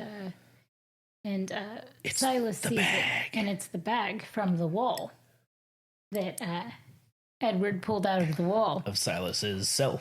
The thing that he's most afraid of. And we see a very hard snap in Silas of this flashback that he shuts down. We get to see the picture as well initially, which is just a soldier boy, a young man. Yep. In uniform, probably 12 or between 12 and 15. Yeah, give or take. Teen. I'd guess closer to 15. In uniform of some sort, and that's the picture. And Silas hard snaps, and he becomes completely dysfunctional. He powers down essentially. Yeah, completely unresponsive. Leaves the room, like he just can't. Drops the probes on the ground. He walks can't out. Human anymore. Yeah, he cannot. He can't handle it in this moment. Yeah. And as he's walking away, that's when we get to see more detailed flashbacks. Is that right? Do I have that timeline right? No. So the flashback we see in that, we get a more detailed flashback there as it flashes back to the face of the young man in the picture sitting in the corner of a tent from about shoulders up. Yeah. We see essentially a professional headshot of this dirty soldier boy. Again, got the weird red-orange hue over the memory, but it's flashing between that and Silas's face, and then Silas's back as Silas is walking away. That's when Mickey Finn decides he's going to handle it himself. Yep. So he grabs the probes after in his yelling hand. at Silas a couple of times to come back and finish the damn work, and he just loses temper and grabs the probes. Yeah, grabs the probes. That's when Eliza clocks him. So he grabs the probes normally, initially. Yeah. He grabs them like he's going to use them. Eliza. She's just going to be Elijah. It's fine. Eliza hits him over the head with a lantern or a vase or something smashy. Blunt object. Which doesn't do him in because he picks the probes back up. Well, no, he had 10 pounds of coal dumped on earlier. I'm pretty sure the lantern's not going to... The lantern's not going to do it. Not going to do it. Dude's head's too hard. He picks him up, and him and Eliza kind of start wrestling for these probes a little bit. Which is dangerous. Which is super dangerous, but we do get a brief moment where Edward looks over and kind of like notices who's holding what. Yes. Which I didn't catch initially. Right. Because he tells Eliza, flip the switch. Yep. And she's, what? Clearly not clicking, but she... But before he tells her to flip the switch, they get into this tangle where, like, you know, physical contact is what sets her off, right? Where she just goes limp, goes docile, can't handle can't function. Her Yeah, no, hands she curl does. up. It's not great. Oh, that was the part that pissed me off so bad. So they're tangled. Yes, this is the part that made you super angry because Eliza and Mickey Flynn are in this tangle, both holding probes. He is trying to restrain her. She's trying to get the probes out of his hand.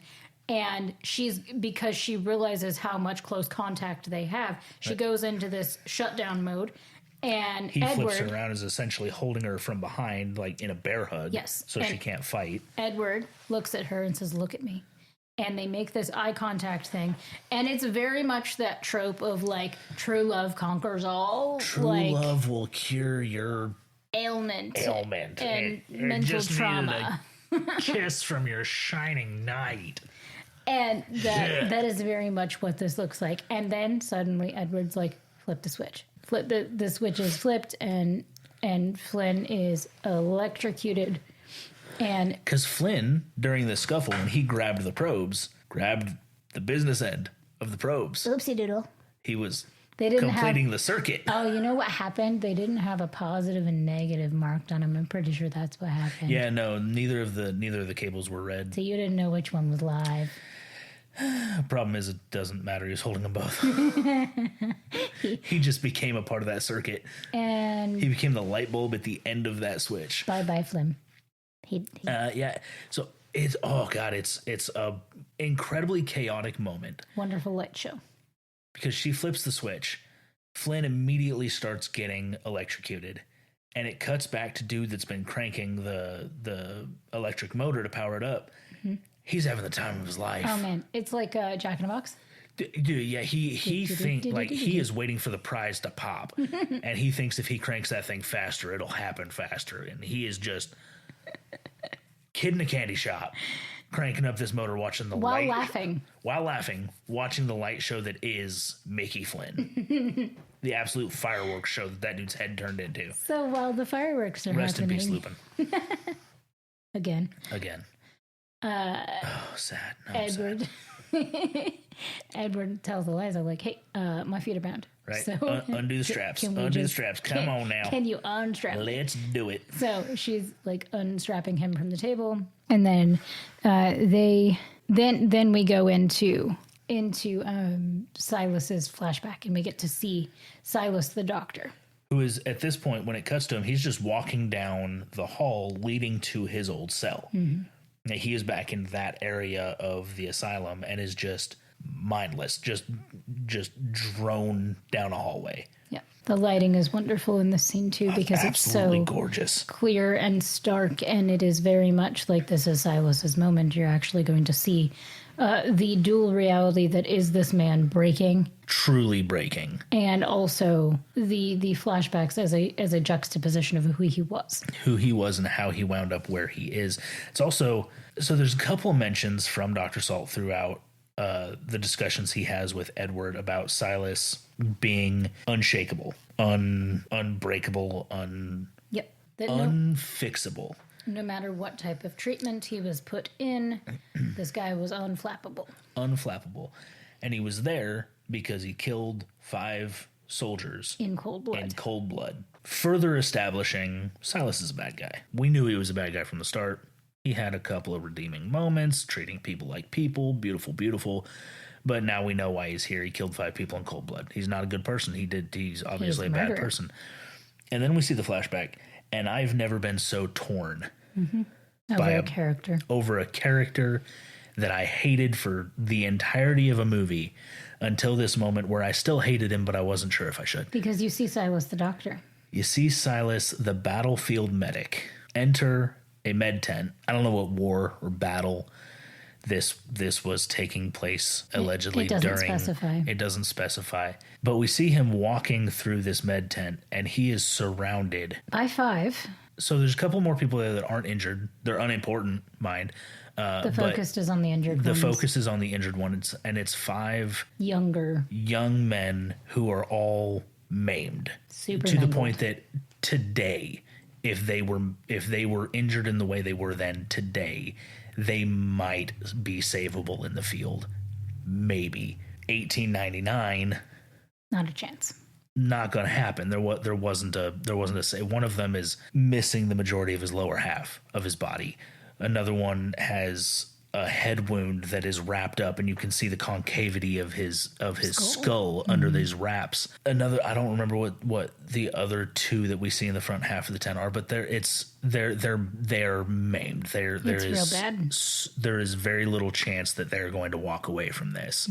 Which is when Silas pulls out his pistol, and you can see in his eyes the struggle. He's still there. Yep. Like, there's still a normal dude Yep. who is fighting the decision he has just made. Right. Because it is very much that struggle of do no harm, but also, like, At what point? What do you do? Right. At what point is doing no harm the biggest harm you can do? Right. Which is a debate I am happy to have with somebody at some point. Not because I feel like I know the answer, but because I would love somebody to convince me one way or the other. Because at this point, he begins shooting. Systematically, pointedly, obviously. It is so clear that what these are is mercy killings. He sees this as the most humane option for these young men. And the last shot is the young soldier that we see from the picture. Who is sitting in the back corner of the tent. Zooms in on him. He has no arms and no legs. He is a stump of a person. And that is the last shot that we see in the flashback. It's not this last shot he tries to take. Not the very last shot, but the last shot in the flashback of the 5 that he killed. I don't know if you took away the same thing as I did here, but I got the impression that the implication was that there was more between those two. Sure. Than just a medic-soldier relationship. It wasn't specified. Right. It was just the implication I got there, is that maybe there might have been more between them than just I killed him. And perhaps, I mean, they were young enough that it's entirely likely that, older doctor could see these young soldiers and tending to them, being in a position of care, could be fatherly towards them. Super not what I was saying. See, that's what I took it as. So no, we didn't. Okay, yeah, we took away two different things. That's okay. Yeah. It's the beauty of art. He then puts the gun against his own head. Yeah. And pulls the trigger. Yeah. Over. And over. And over again. The click. It's a disappointing click. The click. Flashback. Silas is standing in that hallway, holding his hand to his head, pulling the imaginary trigger. That isn't again clicking. And again and again.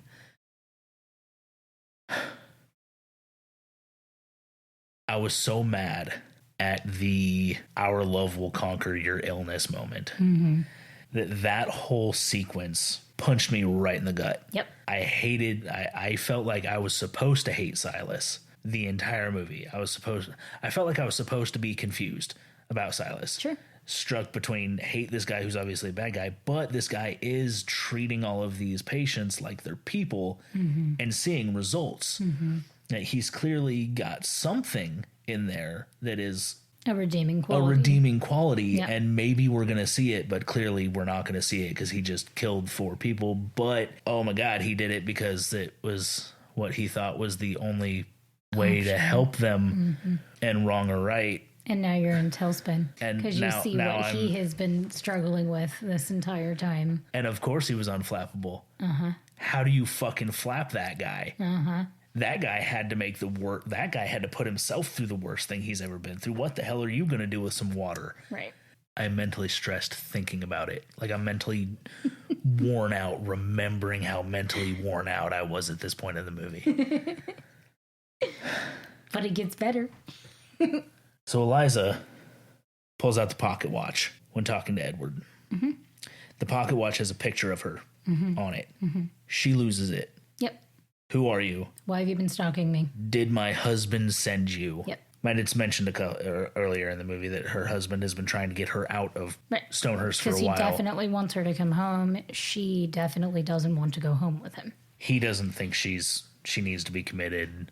She doesn't want to go home. Silas had been refusing to release her, which is one of the reasons that she was protecting Silas, was because Silas had been protecting her from her husband. Right. But now Edward's here with a picture of her in a pocket watch, and she's she's losing it. She is unhappy because clearly he has been sent here. He's stalking her. His explanation is that he met her for the first time at a lecture. Mm-hmm. She was screaming for help, was the most beautiful thing on the planet, and he couldn't do anything to help her. So he decided there and then that he was going to find her and he was going to save her. Very romantic moment. I was angered again. Until you realized that it wasn't the typical romance love story that you were thinking. Yeah, but I didn't realize that at that point. Because she kind of half accepts that answer. Sure. And they decide they have to get everybody out because it was confirming the fact that he was clearly the doctor. He saw her. He was in the room. He needed to help her. Couldn't help her in that time. He was just a student. So he was coming to find her. He went out of his way to save her. Mm-hmm. So she half accepts that. Boy, howdy. But they've decided they have to clear out the asylum because now it's burning. Right. Because during the tussle with Mickey, a lantern was knocked over, caught fire, and fire was burning everywhere. the drapes. The entire fucking place is apparently made of sawdust and gasoline based on how fucking fast it went up. Well, and pyromaniacs, so of which there are a few. There are at least one. That was exclusively mentioned as having pyromania. My pyromaniac friend. So they start clearing out the asylum. Mm-hmm. They go back to get Silas, which is where they find him attempting to shoot himself with an imaginary gun. Yep. Half carry him out, really, because he's still gone at this point. He's still unresponsive. And they all get outside, and essentially they get outside and just kind of watch it burn. As they welcome in the year 1900. Because they do go back downstairs and they get all the crew. Eliza goes down and lets all of the original crew out of the cells downstairs, and the nurses actually help get the remaining patients out of the building. Mm-hmm. It's a very well-rounded, happy ending. Mm-hmm. That thank fuck wasn't the ending. Mm-hmm. It feels like it. Yeah, it's another moment where it feels like, okay, this is disappointed in that because that's it. Yeah, no, 100%. When they're watching. Everybody's out of the building. They're watching the place on fire. Obviously, there's nothing they can do. And you start to hear the gentle rise of the music as we're looking at the back of our main characters staring at this fire while other tertiary characters are running about getting to safety. The music starts to swell slowly. It's so fucking obvious that this is like roll credits. This is the end. Roll credits. This is our end. Yep. And boy, howdy, what horseshit this is. Yeah. But it wasn't the end. Wasn't the end. We have color. Yeah. At this point. Yeah. It's spring. Yeah. Like it is. The leaves are back. The grass is green. An active. The sky is blue. Healthy asylum setting where nurses are actually taking care of patients. And there's light, and there's light music. The windows are open. There's a breeze that you can see. Cut to the front gate, where a cart has just pulled up. Carriage has just pulled up, and two people get out. One of which is our doctor from the very beginning. From the lecture, the one that was hosting the lecture. And getting out of the back of that carriage is a well-dressed, very tall man. Who has one ear and one eye. And a pocket watch. They are eventually let in by our friend from the circus, who is wearing a top hat. Yes. And a very nice suit. Yes. Who still doesn't speak. Yes. But lets them in after they complain about having waited 15 minutes. Which, frankly, if you had to walk from the asylum to that gate, it would take me half an hour at least, which means our boy was closer than I would have been.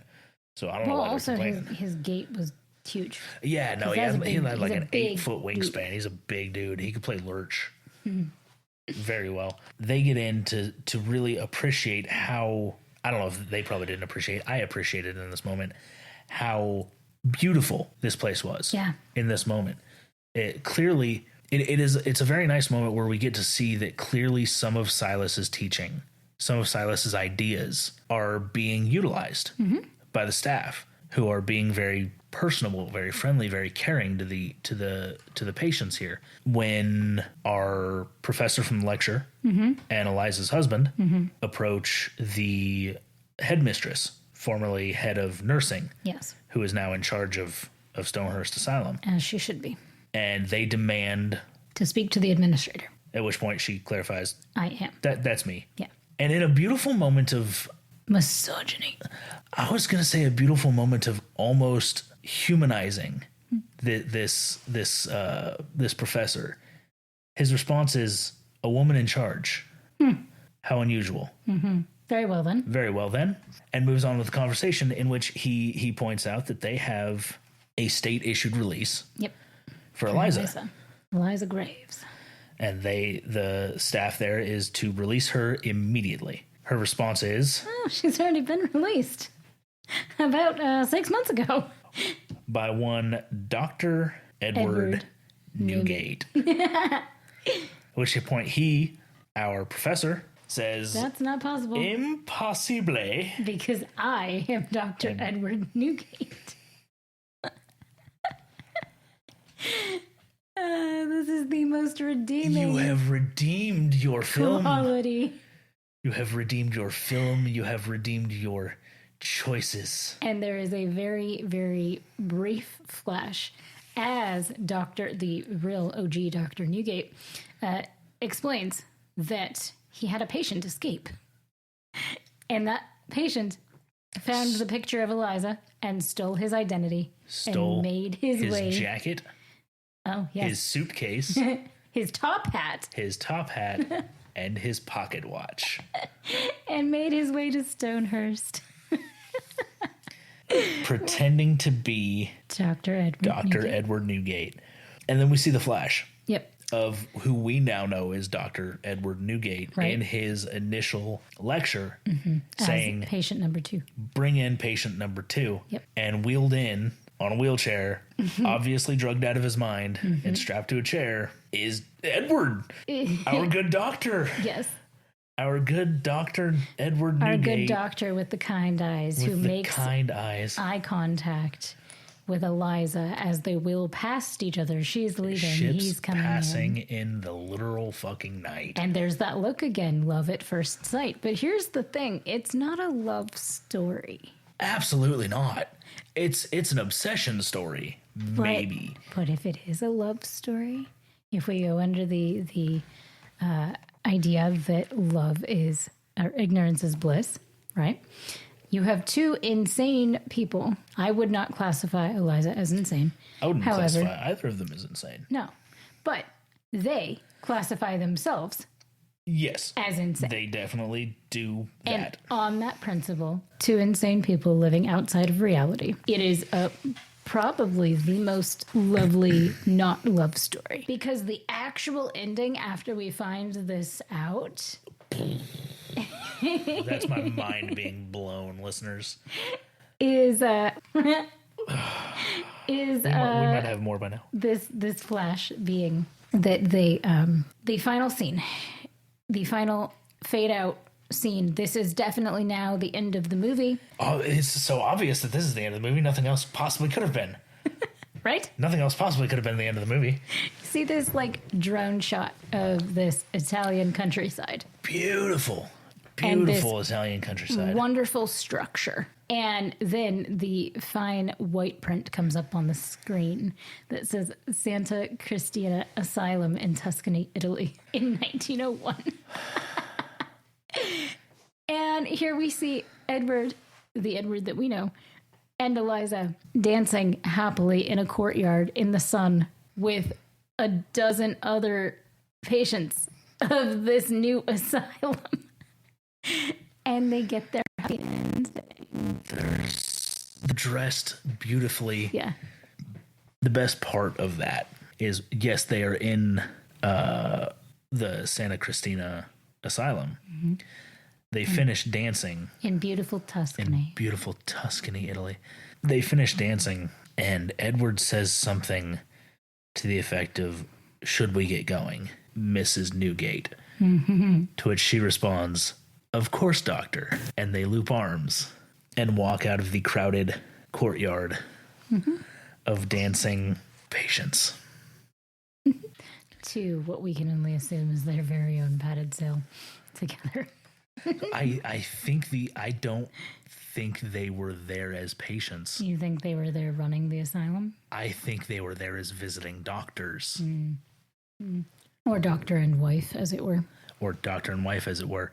And as the new headmistress is explaining, or rather as who we now know as Edward Newgate is explaining this to the headmistress of Stonehearst, we see a chess game occurring between one formerly Dr. Salt, Benjamin Salt, who has no memory, and Silas, who has been silent the entire time since the break. And Silas looks over, smiles, moves a chess piece, and says, "Checkmate." This fucking movie is so good. Oh, subversion after subversion after subversion. It'll make your head swim. It made me mentally exhausted by the time it was over, and it was worth every second. Because it was all cerebral and not jump scares. There were no jump scares. It was psychological in the way that Primal Fear is psychological. Yeah. And there's no gore for the sake of gore. There's no jump scare for the sake of scaring you. Everything has a purpose. Every single tiny insignificant moment, every insignificant detail, every insignificant thought has a distinct purpose. Nothing is actually insignificant. Every bit of this movie is as significant as every other bit of this movie. All of it. Yep. It is a 10,000 piece puzzle that convinces you that the picture is one thing every 45 pieces until you get to the end. And it's only in those last 4 pieces of this puzzle that you see the actual picture that you have created. Yes. How did this not get awards out the wazoo? Yeah, I don't know. I don't understand. That's very good. So, on that note, so good. Marvel rating, because we have to do it for all of them. 5. If I could give it a 7, I'd give it. If I could give it a 10, I'd give it a 10. It's spoopy season. We can get away with giving it a 6, I think. I don't think we can. I mean, no, because we don't have a title for 6. But it's a Halloween episode. It's an outlier. It's the first Halloween episode. Fine, it's Halloween, so I give it a 31. I like it. Because it's the 31st of October, and it deserves a 31. I like that. This is the best movie I've watched in 10 years. 31, for sure. And I watched it 10 years after it came out. Yeah. Watched it a decade after it came out. It's the best movie I've seen in a decade. Still good. No. So 31 marbles. I like 31 marbles. I will also give it 31 marbles for the Boom, sake bam, boom. of No episode of The Twilight Zone will ever reach 62 marbles. Speaking of The Twilight Zone, you can see us next week. They cannot see us next week. That's probably a good thing. You don't want to see us while we're doing this. You can listen to us next week. Before we move on, have you brought anything to share with the class? Oh, like a show and tell? We talked about bringing this back, and then we didn't bring it back on the following episode. This is true. So I think we should... Oh, new things. What new things? It's entirely possible that we'll bring something we've already brought. It's been approximately a decade. Forgive us if that's the case. Yeah. What new things? In the world of podcasts, I guess, I've recently been super enjoying the Breathwork podcast. The Breathwork podcast? Yeah, it has a different name that I can tell you in just a second, the actual name. It's a guided meditation, and it's called the Breathwork Club podcast. It's a guided meditation and, breathwork podcast. Does what it says on the tin, I suppose. Yes, it's very straightforward in that way. It's pretty fantastic. Where the episodes are alternating different breathing techniques with interviews of people who are like masters of specific breathing techniques and different mindfulness practices. They're really short episodes typically. If you want to keep my attention, it's got to be. I mean, the breathwork ones are typically around 15 to 25 minutes, meant to do different things. So they have energizing ones. They have different breathing techniques for like sleep and reset. There's also one that is specific to if you're needing a nap in the middle of your workday. You can do this breathing exercise for 15 minutes, and it's like taking a nap without actually falling asleep. Interesting. Okay, so I mean, yeah, that sounds like straight up meditation. Yeah, it's pretty great. And then the interviews are a little bit longer, between 25 and 40 minutes, depending on who it is. But they're really insightful, and they're covering a vast variety of topics. I am really enjoying the Breathwork Club. Fair play. I'll have to check that out. Where do you find that? On Spotify. Spotify. Sweet deal. I'm bringing a book series that I can't imagine I haven't before, but I'm gonna bring it anyway because I don't remember bringing it. The October Day series. Yeah. By Sean McGuire. God, how do you summarize that?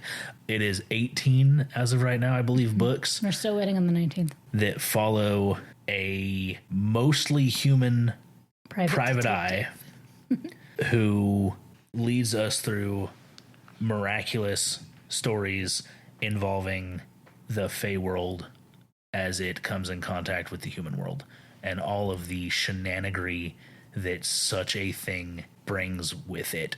Shenanigans. Which is not that does not do the series justice. They're all on audiobook or digital, so your Kindles and whatnot, as well as physical books, obviously. Mm-hmm. Fantastic series. My favorite author, bar none. Which, if you've heard me say that Mira Grant is my favorite author, bar none, neither of those are lies. Because they're one and the same. Shh, don't tell them. Okay. God. No, but I can also attest to this. The October Day series is fantastic. So good. I did not, prior to reading this, enjoy fantastical type literature. I typically stay more grounded in boring things. And this work of fiction was fantastic. It's an awesome series. Anything Sean McGuire puts her name on, or Mira Grant puts her name on, are fantastic. I think the pseudonym is essentially to separate the horror genre from everything else she does. Yeah. Mira Grant tends to be her horror suspense. Her whole canon is very... Her genre scope is very vast. Oh, it's huge. She can do so much. It's great. She's damn good at it. So with this episode falling on the 31st, I need to look at my calendar real quick to make sure that I'm on track of understanding. So we are recording on the 28th. So episode 23 dropped today. Yep. This will drop on the 31st. 4 days later, episode 24 is going to drop. Yep. Which we've already recorded. Because as of right now, our next recording session is episode 25. That's correct. Next one to drop is going to be 24. Yes. So we're ahead of the game. We're ahead of the game. Can you... Which is good news for you, listener. And yeah, I mean, it's good news for us, too. Holy shit. Can you tell me what we're looking at on episode 24? IMDb says, Sam Kittredge accidentally discovers that his prospective son-in-law fought in the Civil War. That's the entire... That's the whole synopsis. Thanks for nothing, IMDb. Yeah, they're good like that sometimes. Oh, hey. B. Dylan Hollis posted a new video on YouTube. Neat. That'll be Monday. Tune in. We'll be back to talking about The Twilight Zone. If you enjoy the new format, or don't, let us know. Let us know. There's a pretty good chance we're gonna do it anyway. Like, do special occasion episodes. Largely because it's a break from the 1960s. Yeah. And sometimes we need that. That's why we sometimes take extended breaks. Except we won't be taking those long extended breaks in that way. Allegedly. Again, if we can help it. And we really like watching movies, so give us an excuse to watch movies. Right. It certainly doesn't hurt to have an excuse to watch a movie. And what better excuse than we have to record an episode of Wonder with us. Peek behind the curtain, dear listener. That is one of the multiple dogs here, currently shoveling water with his face. What normally gets edited out of our weekly show is 400 to 500 interruptions like that. So when you hear me say things like the listener's going to see a 45-minute timestamp and wonder where did those 60 minutes they talked about go. That's where they went. And also, in this episode, if you listen really carefully, I don't know that we can edit this one out, but Callie Dew was snoring on the couch. No, not going to edit that out because she was doing it while we were talking. It was the soundtrack that we record to. Is snoring dogs, dogs drinking water, dogs stepping on mic stands, all the same two dogs. Yeah. Mind. Yeah. Yeah. Tails hitting tables. I've been Connor. I've been Bethany. Thanks for tuning in for this Halloween episode. See you next week.